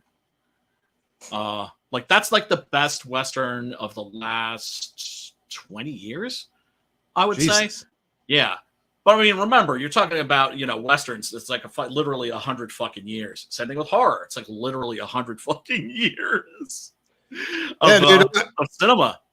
I am not looking forward to that werewolf movie that's coming out. Like, the Wolfman? Dude, it's looking terrible, dude. I don't know who's in charge of that motherfucker, but I know who is. You know who's in charge of that motherfucker? They really fired the guy who did The Crow because I think he's in charge of the werewolf movie. No, it's worse. Who is it? Yeah, it's Leigh Whannell. Leigh Whannell is the guy who did the remake of The Invisible Man. Great. The one that doesn't even have a fucking invisible man in it. It's a piece of shit. It's very PC. It's very woke. It's very Me Too. I think I don't know, if dude. You haven't seen it. It's fuck, man. That movie. I felt insulted by that piece of shit. Well, if they want to say like theater is a form of art, then art doesn't play things safe. Yeah, you know what I'm saying? But here's the thing. There was a discussion about this recently. I think it was on Film Thread, on Chris Gore's channel. Like, do Americans even still think of movies as art? I don't think they are. Not nowadays. I think it's just it's like products. It's production art, basically. You know what I'm saying? Like, it's content is what it is. It's content. It's like when Martin Scorsese very controversially said Marvel movies are not cinema. I knew exactly what he was fucking saying. Now, I like a lot of the Marvel movies, the early ones, certainly, right? And there are a couple of bangers, like, Captain America, Civil War, although that's really an Avengers movie. Winter Soldier, I think is fantastic. I think some of those are cinema, but he's talking about just the general product that they've been putting out, like for what, the last 4 years I think they've or been putting out more, the same movie over and over again over for and the over and last over four and over again. It's years. not cinema. Uh, It's not. It's by saying it's not cinema, he means it's not art. It's just something that came off a fucking assembly line, like AI exactly. shit. It's Yeah. like AI art almost. Yeah. It's Wow. it's a fucking disgrace. But luckily we don't have to watch it because we have literally 100 years of cinema from around the world. There's so many awesome movies, you'll never have enough time in your life to watch them all. Dude, me and the old lady have been hitting up like old movies. Like the other night we watched Donnie Darko, you know, Oh, that's and great. dude, I forgot how much of an all-star cast that was. You know, like, Yes, Swayze. dude, they had Patrick Swayze in there. They had oh god, the dude who played the Green Hornet as a teenager, was one of the bullies. Yep. What was his name? Dude, it was like everybody in there was a fucking star, at least a star in the making. You know what I'm saying? I was like, this is crazy. Such a weird ass movie too. It was Very like strange. The Crow. It was like a beta version of The Crow. Yeah, I mean, I like Donnie Darko. I thought it was was an okay movie. The director, I don't think, has made anything interesting since, at least not that I'm aware of. Yeah, I think it was his Seth Rogen. That's who it was that was in there. He was one of the bullies. And I forgot that. yeah, dude. I was like, that's fucking Seth Rogen over there. That's pretty funny. It was crazy, Yeah, man. Oh yeah, that's right. He did. Drew Barrymore was the teacher. You know? Yes. Yep. Crazy. Yeah, man. she was one of the producers on the movie too. She's actually the reason why that movie got made. Yeah, that's interesting. What's that? He hasn't made. He did Southland Tales, which was a abortion basically, and then he did The Box, which I haven't seen, and nothing since. He just dropped out. It looks like They did do a Donnie Darko too. Out of the game. And he never did he direct Donnie Darko too, or was it just like no? Because it was about his sister, you know, and his little sister, and it was actually pretty good. Like I watched it, I thought it was okay, you know. Yeah, I mean, occasionally like direct-to-video sequels are good. Like I thought some of the Mimic sequels were actually like the direct-to-video sequels. There was one in particular I thought was really good. That actually, in a lot of ways, like better than the first one. It does happen, but you know, it's the exception to the rule, of course. My favorite movies that were direct to video was the Cube movies, like Cube Zero, Hypercube. You know, only the first one's any good. I love the first one. Love the first one. The first one was great, dude. Awesome. I like the second and third ones too. Like the Hypercube was crazy. I was like, and then you found out it's a government experiment. You know, like one of the plants in there was like, "Did you complete your mission?" Shoots her in the fucking head. Yeah, I mean, the thing is like one of the main appeals of the original Cube was the fact that you had to you never got an answer, and I thought that was like the right move artistically for that, right? Yeah, where it was always like, assumed. Right, because you don't know, is it aliens? Is it the government? Like, what is this? Who's behind this? Could it be like, you know, some billionaire, his sick joke, right? Maybe like some billionaire serial killer. There are a lot of different possibilities, and you never find out at the end because it doesn't matter. That's not what the story is about. Yeah. But then if you're going to do a 2 and a 3 and shit, then you might as well. I liked them because it was a deep look at people. You know what I'm saying? Like how somebody can start out like, hey, let's help each other get in there. At the end of it, they're a fucking psychopath. Well, the cop in that, yeah. Yeah, the cop, and then I think it was the teacher, and the second one was like turned into a psychopath. There, it was like nuts, she was starting to. She was starting to give herself over to the dark side. That's for damn sure. Yeah, no, those movies are amazing. Dude. I really like those. Brian's gone. He left. Maybe he'll come back. Maybe he won't. Let's see here. What did I drop? I'm still here.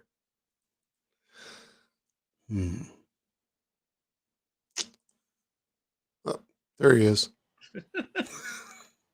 I saw Sim said that he watched the Borderlands movie. I'm just like, why? Why would you? Dude, I seen the Borderlands too. I got to be honest, it was good. Like I thought it was pretty good. I liked it. All right.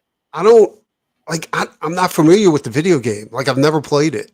I'm not even familiar with the story. Like I just like as a movie, I don't even like if you just took Borderlands off, I just called it whatever. Like Kevin Hart was pretty goddamn good in there too, dude. Like he was, he was really good. I played the I first. have no idea. Does it follow the lore, or I don't know? Like, I don't know. Here's the thing. I can understand why people get defensive over movies that are protective over movies that are adaptations of beloved novels, comic books, like whatever. But if it's like a video game adaptation, I generally couldn't give I couldn't care less. Right? Yeah. Like a lot of people were upset with the Fallout series. I thought the Fallout series was generally excellent. I thought it was good too. Like I don't like I'm not a huge video game guy. I mean, every now and then I'll put on a cutscene movie. You ever watch one of those? Where yeah, sure. Especially like the Injustice is good. That's pretty yes. good. Yeah, man. Don't you wish that had been an entire movie? Oh, dude, if they would have did it like that, where fucking Superman was that kind of a psychopath. Oh, absolutely. Not even the animated Injustice is that good. No. You know what I'm saying? Like, no, it was disappointing. Not that I thought it was bad, but it was disappointing. Yeah, even like I started watching the Aliens Romulus cutscene movie, where the robot has an alien egg in his chest and it's in this clear, transparent thing, and I was like, that was actually pretty fucked up, dude. Like really fucked up. What is that? Is that in the new one? Alien Romulus, the new shit? It's a video game. I don't know. It's not a movie. It's a video. It was cutscenes from a video game. I was like, dude, this is fucked up. I was like, this is really good.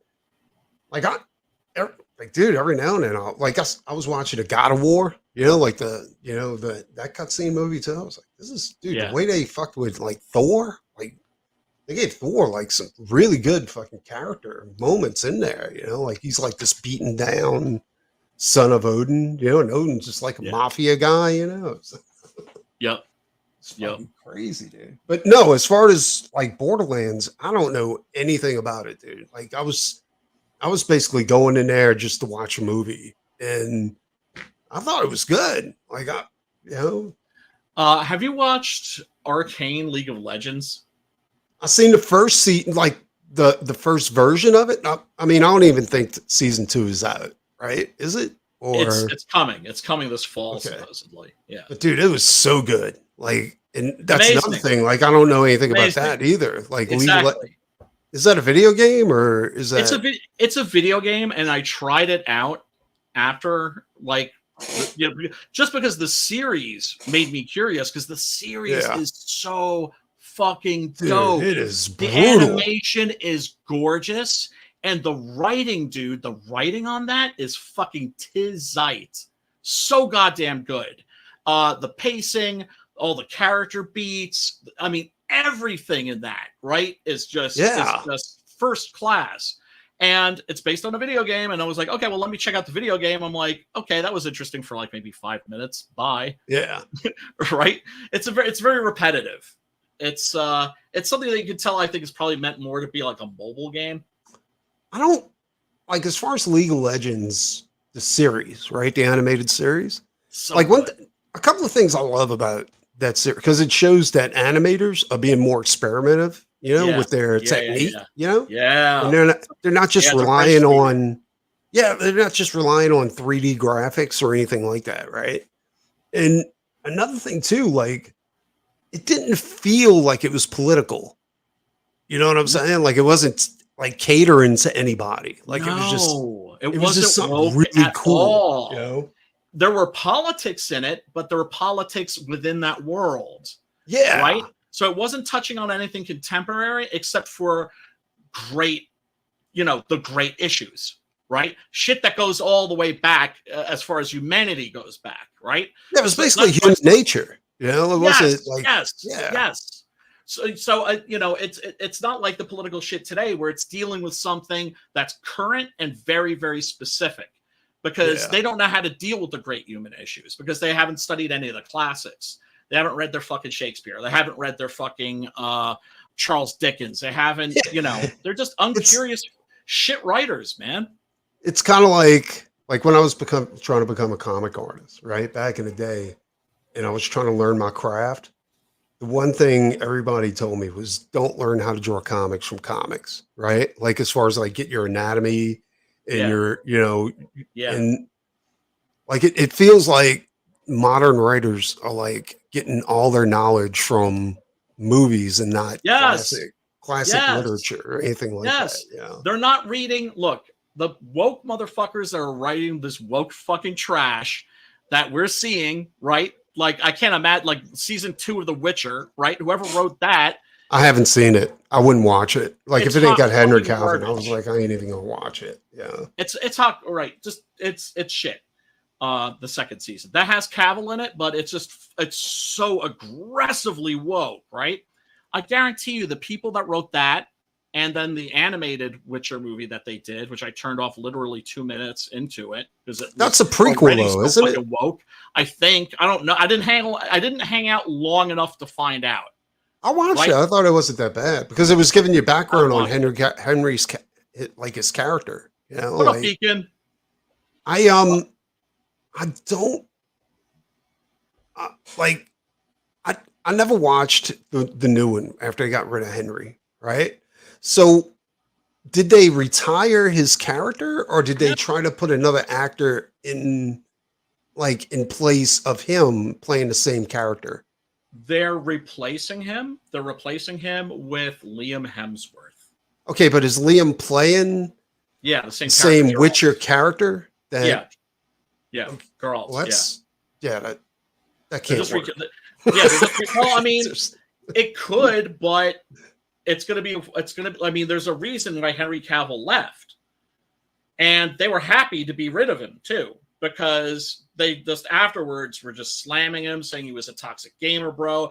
He was always being a nuisance on the set. Why? Yeah. Because they were straying from the lore. And he was there going, oh no, wait a second, but that's no. In the so basically, they said Henry, the door's over there, and they're like, Mr. Hemsworth, we need to make sure that you're right for this part. So if you please bend over the desk and we can get this. Suck the D, kiss the brown ring, right?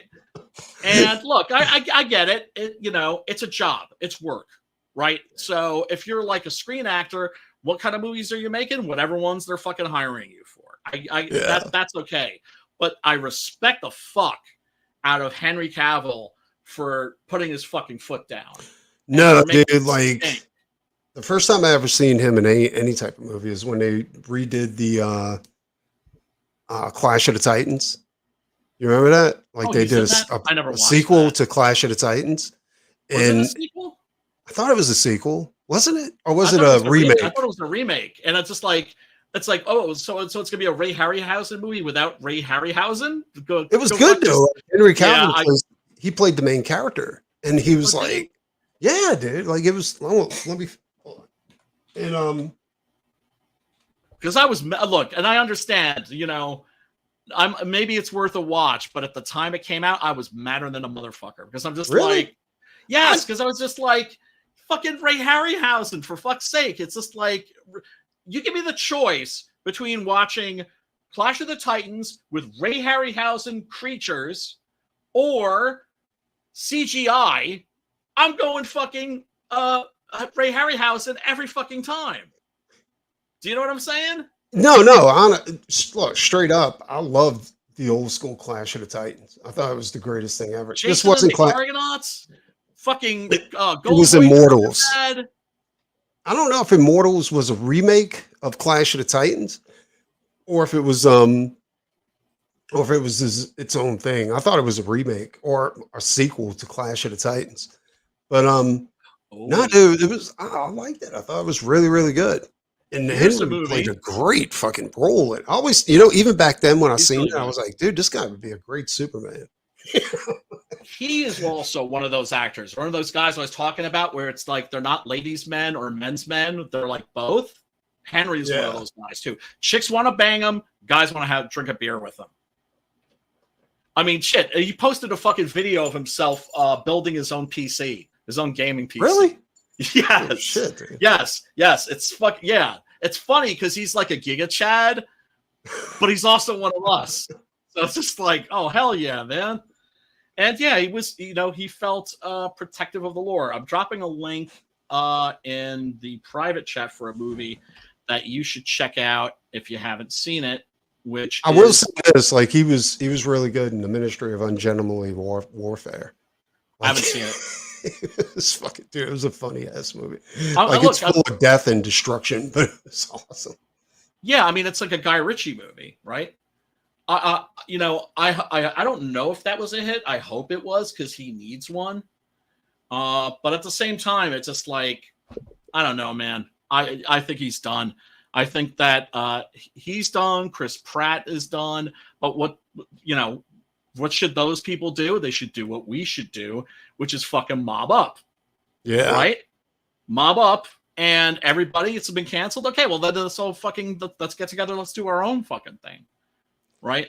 But like in the comic scene that we're in, that can't happen because people don't trust each other.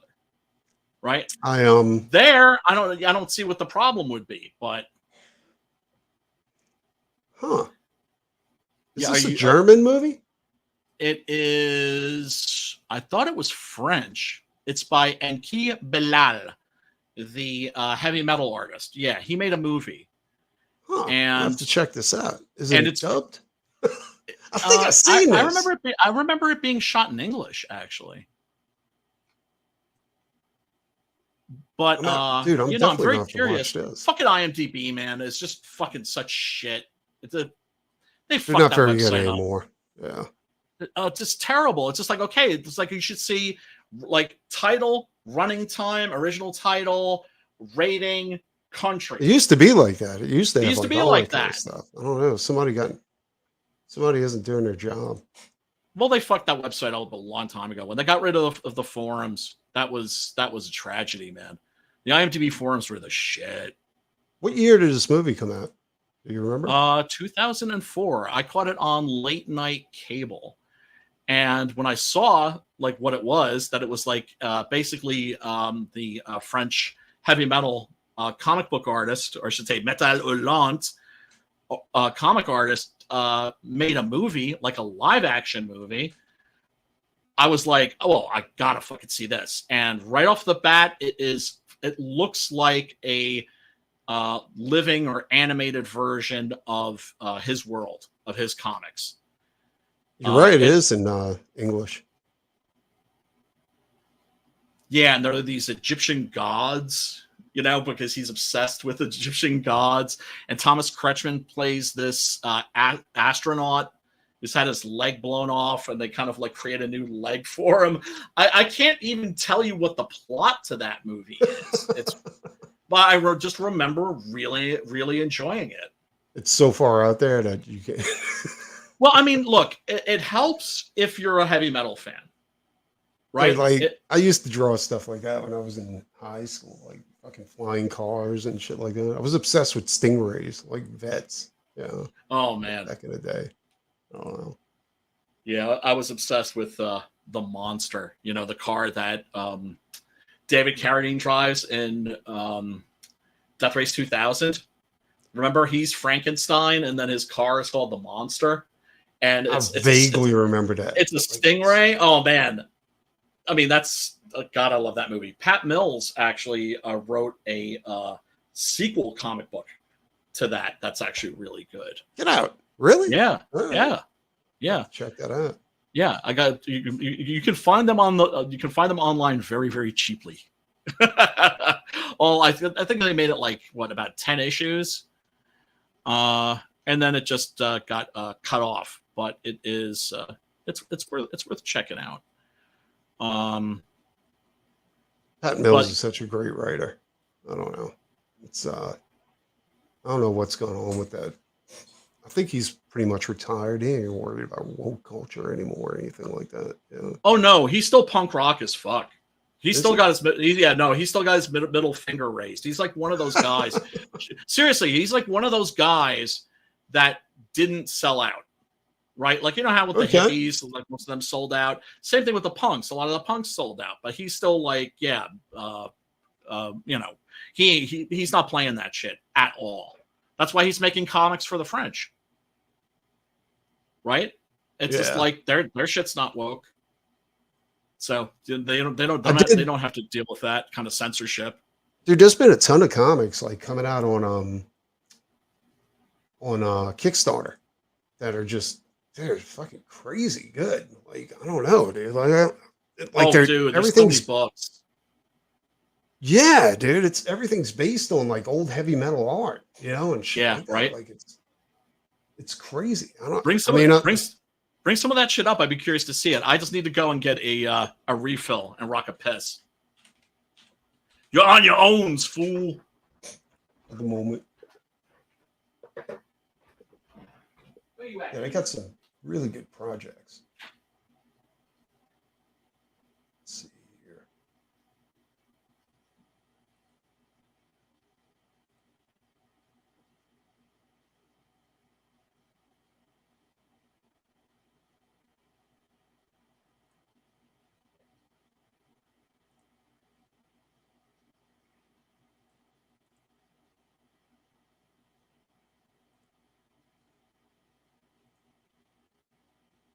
On Mars.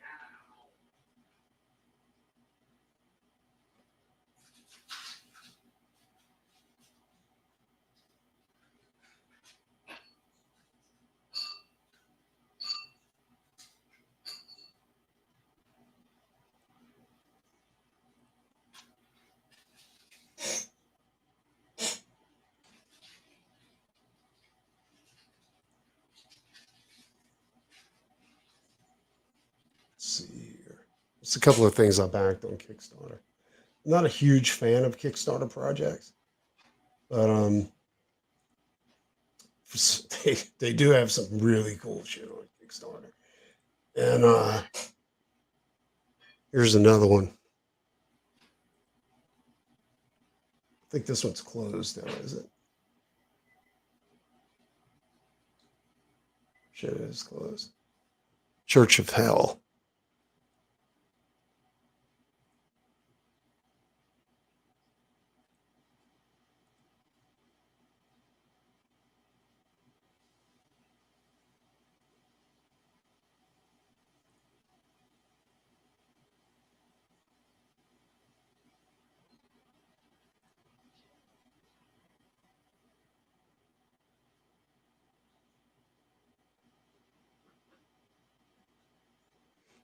Simon Bisley's involved with this project.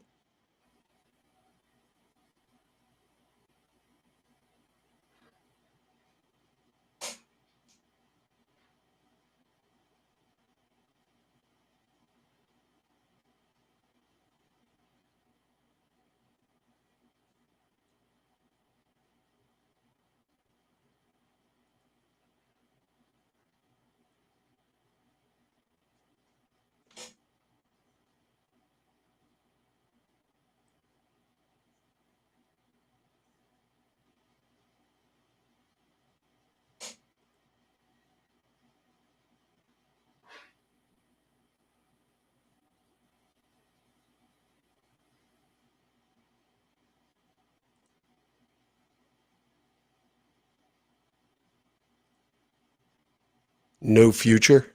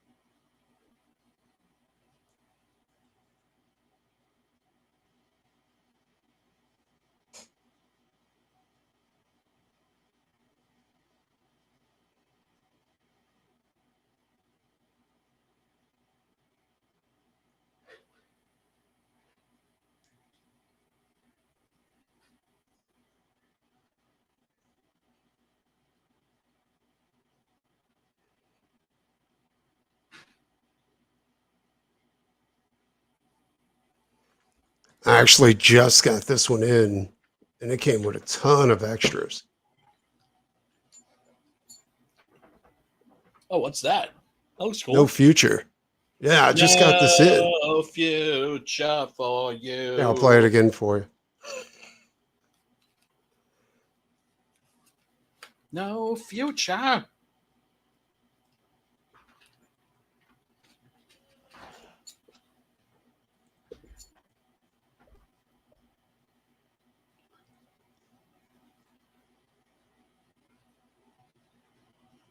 It's badass.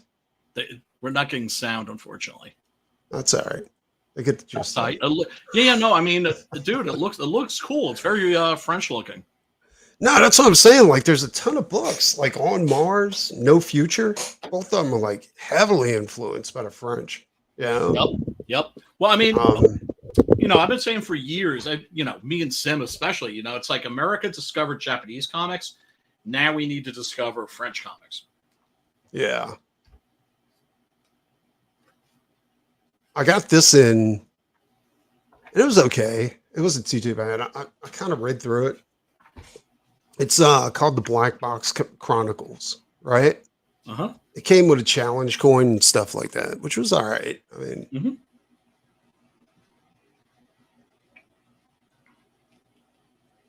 but I think my biggest complaint about this.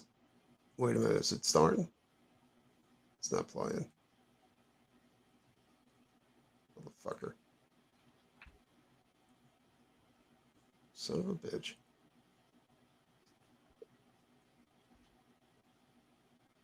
God damn it. Oh well. It Looking wasn't too bad, but it was kind of like it was like it had a bunch of different artists with a bunch of different storytellers in it. It just felt like they tried to cram too much into the book. You know what I'm saying? So it's an anthology. Yeah, it's an anthology, but it's I don't know, dude. Like it looks way better than what it actually was. You know? Oh, that's a bummer. Yeah. This one right here, I backed this, and fucking some crazy shit happened where it just they pulled it. Like, let me see if I can find it if it's still here. No, they took it off of here completely, off of Kickstarter. Oh, what? Oh wait, there it is. Child of Darkness.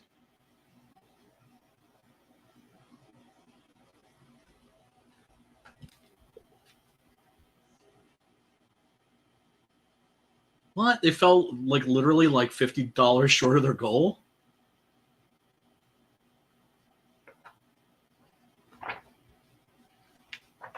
I don't think I've ever seen that before. Can you hear it? Or is it Nope. You're not getting any sound off of it? Sound. That's crazy. I wonder Fucking why. bastard making us It's strange. Any sound. God damn.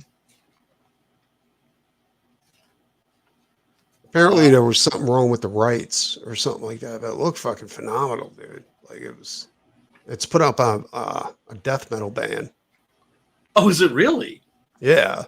And this is so Matt. Where is he? well, I told Matt about it, but the thing is that after I backed it, I got a notification that said that it was no longer available. And I'm like, what the fuck? And they said that there was some type of just like they were fighting over the rights to it. So apparently they must have hired an artist to do it and they never paid him or something like that. Oh, And God. I mean, I'm just speculating at the moment, but that's the only thing I can figure. Or somebody else in the band like dropped out, you know, like, oh, you can't use it now or something like that. But it looked fucking great, dude. Like, Yeah, it does. It looks very metal. yeah. Yeah, it was brutal looking. I was looking forward to it too. Brutal. Well, that sucks that that's I guess caught up in legal limbo. Yeah. Damn. Check this Crazy, out. dude. What you got? I've been all balls deep, all up in the deadly hands of Kung Fu Omnibus. How fucking huge this thing is, and this isn't even It's the entire. insane, dude. This isn't even the entire series. But what's great, of course, is it's got these amazing. I'm gonna have to fucking mail this to you because I think this is really expensive right now. And have you ever read any of these old Marvel Kung Fu comics? Not too many. Like, I got the one like that, except it's the Werewolf by Night. Yeah, You know, I got the Man Thing Omnibus. and like the Werewolf by Night, like it's not very good. No, Like the story, the writing in terrible. it is It's terrible, terrible. dude. It's terrible. Plug is the only thing that's any good about any That's of that. the only thing that was good about that book, but everything else is just goddamn horrible, Yeah. dude. I was like, That doesn't hold up. Son of Satan doesn't hold up. Ghost No, Rider, it for the doesn't. most part, doesn't hold up. The writing on those is pretty ass, and by good writers too. And you realize that they were doing the best that they could, but a lot of these guys were still developing. But one of the things that's great, aside from there are these awesome Neil Adams covers, right? Those are really cool. Is David Carradine from Kung Fu there? shoot. Since that was part of the Kung Fu craze Oh, that's sweet. that inspired the comics. But check this out, right? This is by a young artist who had just started out. See if you can actually tell who this is. Let me get a good look at it. Because I don't. Yeah, I just have to finagle the camera because it's a big old fucking cinder block. Let's see. Yeah, it's the Sons of the Tiger. Walter Simonson. Nope. On. Yeah. Shit, dude. I'd wear the It looks dude familiar. out. I just can't. Did his style change later on, or Oh, yes, significantly. Yeah, like unrecognizable. really? Yeah. You know who this is? No, I have no idea. It was a young man by the name of George Perez. No way. Yeah. Here, check it out. Get out. Yeah. I have to you just the focus there. Focus, you idiot. Focus. Yeah. George Perez and Frank Springer. So that's another thing that's just a joy about these old omnibuses and like going through these old comics, and you just you see these artists that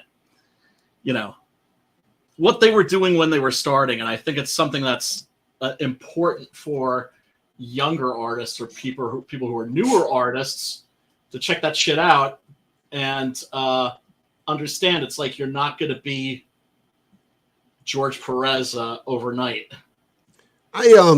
Me and Matt, we're going to do that. Like, we're going to just pull books out of our collection and go ahead and just go, like, and show them off, kind of like, like. Yeah. I love But those. I love those types of streams. I haven't been on one of those in a long time. But one of the things I loved about Matt's stream is that he has different things where he's like, guess the name of his death metal band. You know what I'm saying? Because Yeah. their whole thing is about making her name unreadable. Yes. And one of the things I was thinking about doing was doing something like that where you had to guess the artist. Like, because a lot of artists, when they start out, look nothing like when they actually make it, right? It's Like amazing. dude, like Greg Capullo. If you've seen his work when he first started out, I had old Greg Capullo comics. Like it looked nothing like his work now. Yeah. I mean, look at this. I mean, mind you, it's very good. Mm-hmm. It's very good, but it doesn't look like George Perez at all. No, honestly, I'm almost kind of like that better. Yeah. I kind of no, honestly, I do too. Perez has always been a little too clean. Well, Perez streamlined his style to go ahead and fit with doing like 3 books at a time. You know what I'm saying? Like, Yeah, and then of course there's just ridiculous, like autistic attention to detail, man. Right, like he especially loves doing those big crowd scenes. That is to say, crowd scenes of like superheroes, like with the Justice League, Avengers crossover, shit like that, where you get these big double page spreads, you know, where you see like everybody, like every character from both teams. hey, Like, you know, did you know hanging out what, on the station? did you know Yeah. Henry Cavill is going to be in a new movie? Highlander? Oh, that's right. Yeah, he's supposed to be in that. I don't think his career's over. Yeah, I don't think that that's gonna happen either. Cavill, not Cavill. They hate him because he dated Gina Carano. Really? And You did? yeah, and that plus he won't bow down and suck the D, and also during the height of the Me Too craze, he was I think he pretty much stayed at home, like didn't leave the house. That's probably a good thing. And he's like, I'm not leaving the house. I'm not being anywhere alone with the woman. And I think his girlfriend, who's now his wife, you know, he was just like, I got a girl here. I got food. I got video games. I got a woman that loves me, you know. And actually, he's expecting they're expecting their first child. That was probably the smartest thing that motherfucker ever did. Yeah, People man. were just making shit up, dude, like crazy. Yeah, but you know? but then they use that against him. Do you know what I'm saying? It's like you can't win with these motherfuckers. That's You know, it's kind of like it reminds me like when my buddy tried to explain credit to me. Yeah. yeah. He was like, if you make your payments on time every time, you're gonna have bad credit. If you don't spend enough, you're gonna have bad credit. Yep. If you spend too little, you're gonna have bad credit. Yeah. If you miss payments, you're gonna have bad credit. Yes. Like, Yes. what the fuck, dude? Yeah. If you don't have enough credit cards, you're gonna have bad credit. Yeah. No, that's absolutely true. That's absolutely true. I mean, my credit is I'm still trying to recover from getting bankrupted when I had to quit my job to take care of mom when she got sick. I haven't had credit since I was 21. Like I just wouldn't have a credit card. Like I got the deal is I was broke in my early 20s and they gave me my first credit card, right? Yeah. What do you think I did? You racked that motherfucker up is what you did. Absolutely. And then they gave me another one. So what do you think I did? You racked that shit up too. That's what it's for. And then I couldn't pay the payments. You know what I'm saying? So I had bad credit. I was like, well, this is bullshit. You know, so I decided. Well, I think I'm just going cash. Right. After, they don't want you to do I that. did that, I never had credit from that point on. I was just like, my credit score is 0, you know? Until recently, for some odd reason, Venmo was like, hey, you want a credit card? And I'm like, okay. Yeah. I mean, PayPal, and PayPal was like, we can't give you credit. You ain't got no, like, you don't have any credit. Well, how am I supposed to get credit if you won't give me any credit? Exactly. So I started looking into it and I was like, maybe I really should try to build credit, at least a little bit of credit. Yeah. And, I mean, it's fucked up, but it's like render unto Caesar what is Caesar's. It's like that's the empire that we fucking live in. You have to abide by the rules of the empire, or they'll make it impossible for you to live. Yeah, exactly. And I was like to get any, and then they're starting to, like, here's the deal, dude. Like, let me put it to you this way. Like, I don't get in wrecks.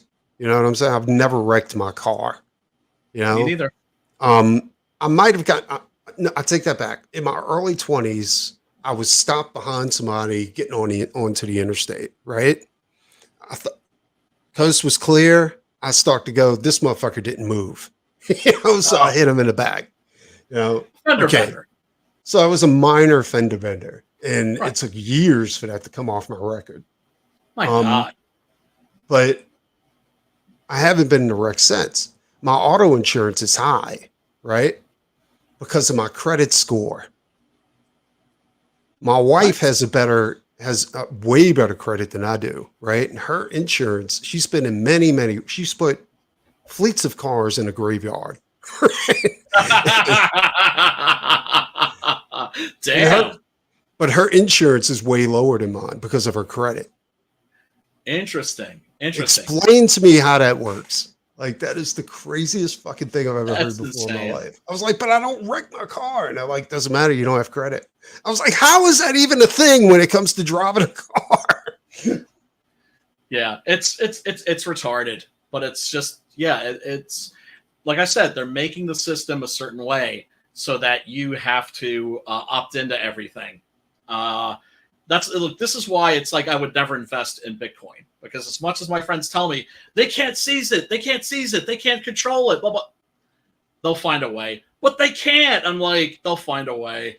There's no way that they're gonna let people trade without getting a cut. Well, Right? everybody said that about like doing like internet commerce, right? Like they can't tax that. They can't monitor that. Next Right. thing you know, Biden gets in office and they're like, okay, we're taxing Venmo, we're taxing, you know what I'm saying? We need reports on all of this whenever you go ahead and I'm like, whatever you're doing, we get our cut. It's like a fucking it's a racket is what it is. It's a racket. You know, you have to, it's like paying fucking protection money or some shit. That's exactly the way it is. You know what I'm saying? Like, it's give us crazy. this money or we'll put you in prison. You know, we'll have our boys do stuff to you. Yeah. My wife's brother like invested in Bitcoin, and like I think he invested like 1,000, 2,000. He had like $10,000 at one point, maybe a little bit more, you know? Mm. And instead of opting out, like just cashing out and taking it while he could, he left it ride. You know what I'm saying? And Yeah. I think I would have taken the money out, you know, and just left a little bit in there to build and build and build. But he left it. He left the whole thing. And then, but I had a bad feeling about that. Like, something told me like that was just, it wasn't good. You know what I'm saying? And apparently it wasn't, because it was all set up by the rich, right? Of course. They put all their money in there, artificially inflate the coin. Yes. And then people like us were like, oh, well, it's growing. I should put money in, you know? So we put all our money in. It looks like we got like 20K. Then they put all their money out with interest. And it just drops to the bottom of the well. You know, it's the bottom falls out of it. And the only people that lose are the people that came in, you know, like poor motherfuckers that thought they were making a little bit of money off of it, you know? Yeah, but they have to understand that the system's rigged, and it's rigged in their favor. Yeah. Right? Odds always favor the house. Exactly. And that's probably the most fucked up part about all of it. But, you know. Oh, for sure. Nothing you can do about it. For sheezy. You chose to be part of this world. It never chose to be part of you. Yeah.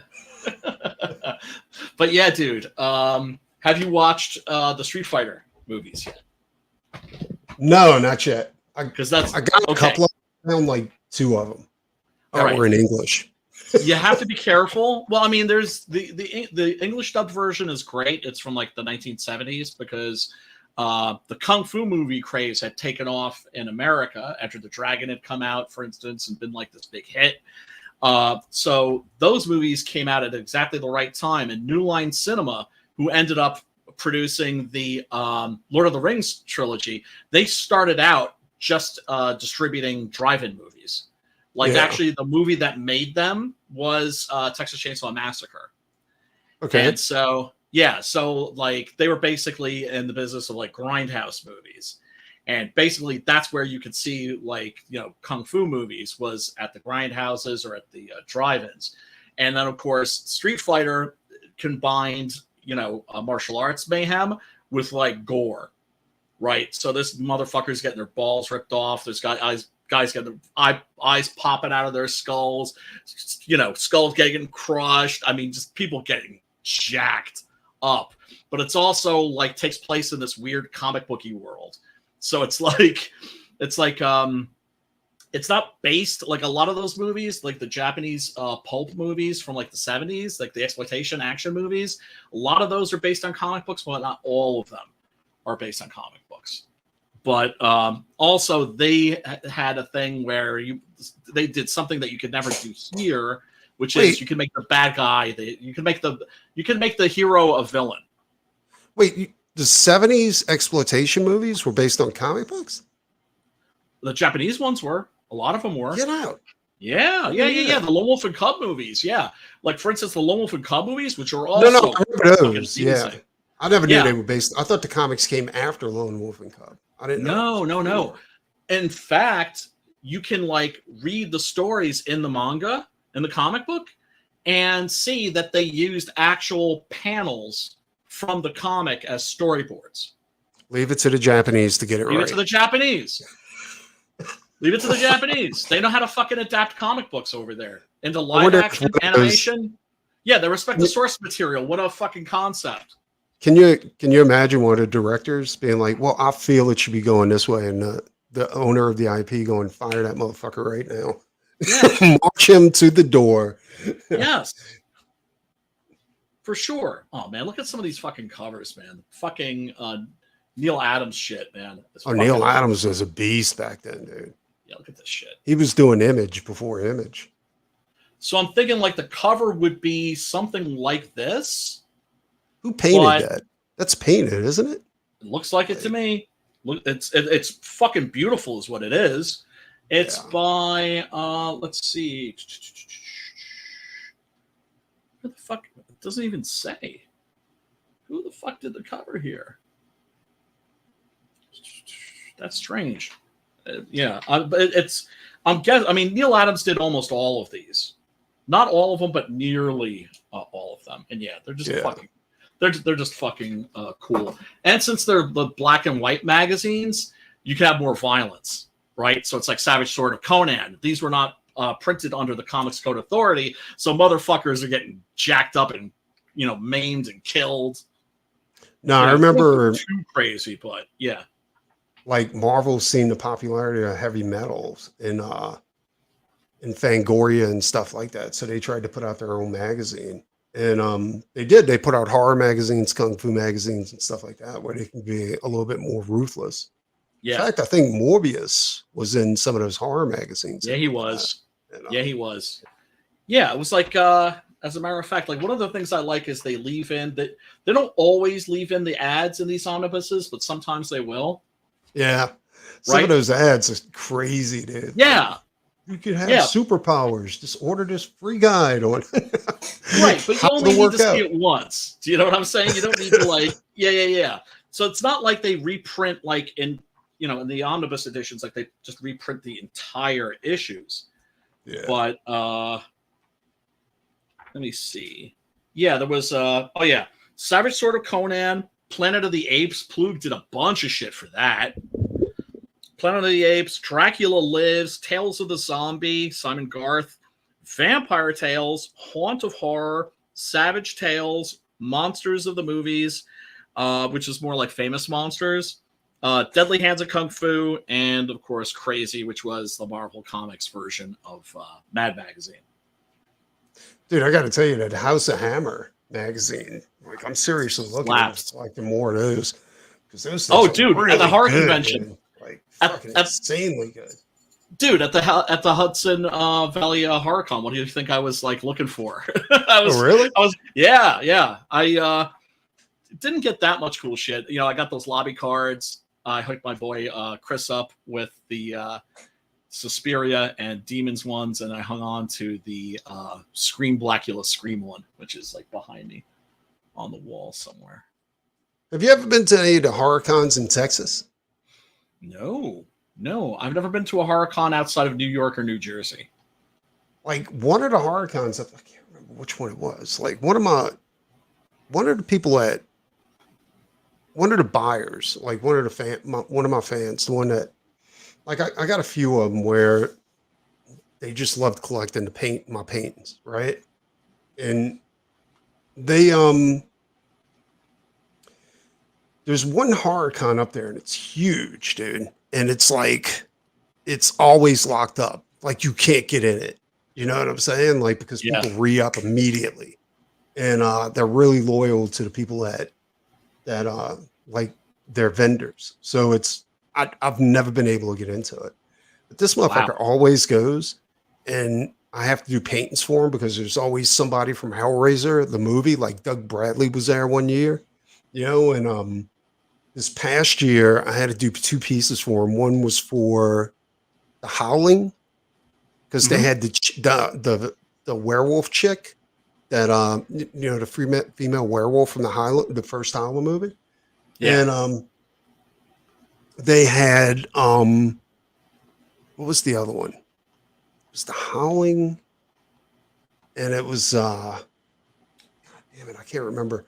But yeah, dude, they always have movie stars from the movies, you know, old movies, like horror movies coming over there, and he gets me to do the paintings, and he gets the actors to sign them and shit like that. And but yeah, I was just wondering if you ever went to any of those, because yeah, they're really, really cool. I think it's the Walker Stalker Con or something like that. Uh-huh. All right. So one year I did for him Silent Hill, Jeepers Creepers. Okay. They Live. I had to do something for him for They Live. And nice. Shit, And you still have pics of those, right? Oh, I know which one it was. It was Scanners. Oh, nice. It was Michael Ironside was a guest over there from Scanners. Oh, nice. Yeah. And sometimes I don't take pictures. Like the Scanners and the only time I'll take a picture is if like I have to get an approval from him or something like that. And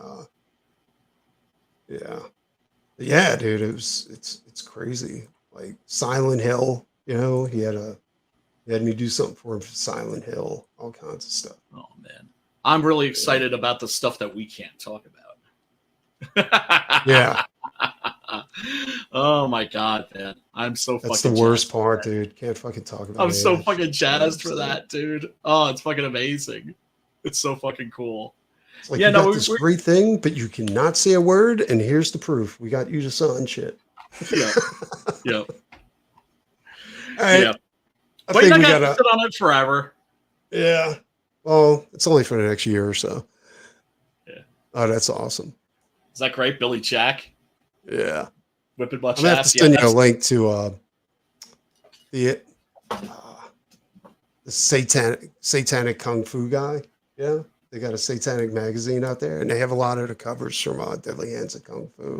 Oh, is it Count Kung Damien? Fu Satanist? Kung Fu Satanist. Count Damien? That's like one of the most famous comic book ads of all time.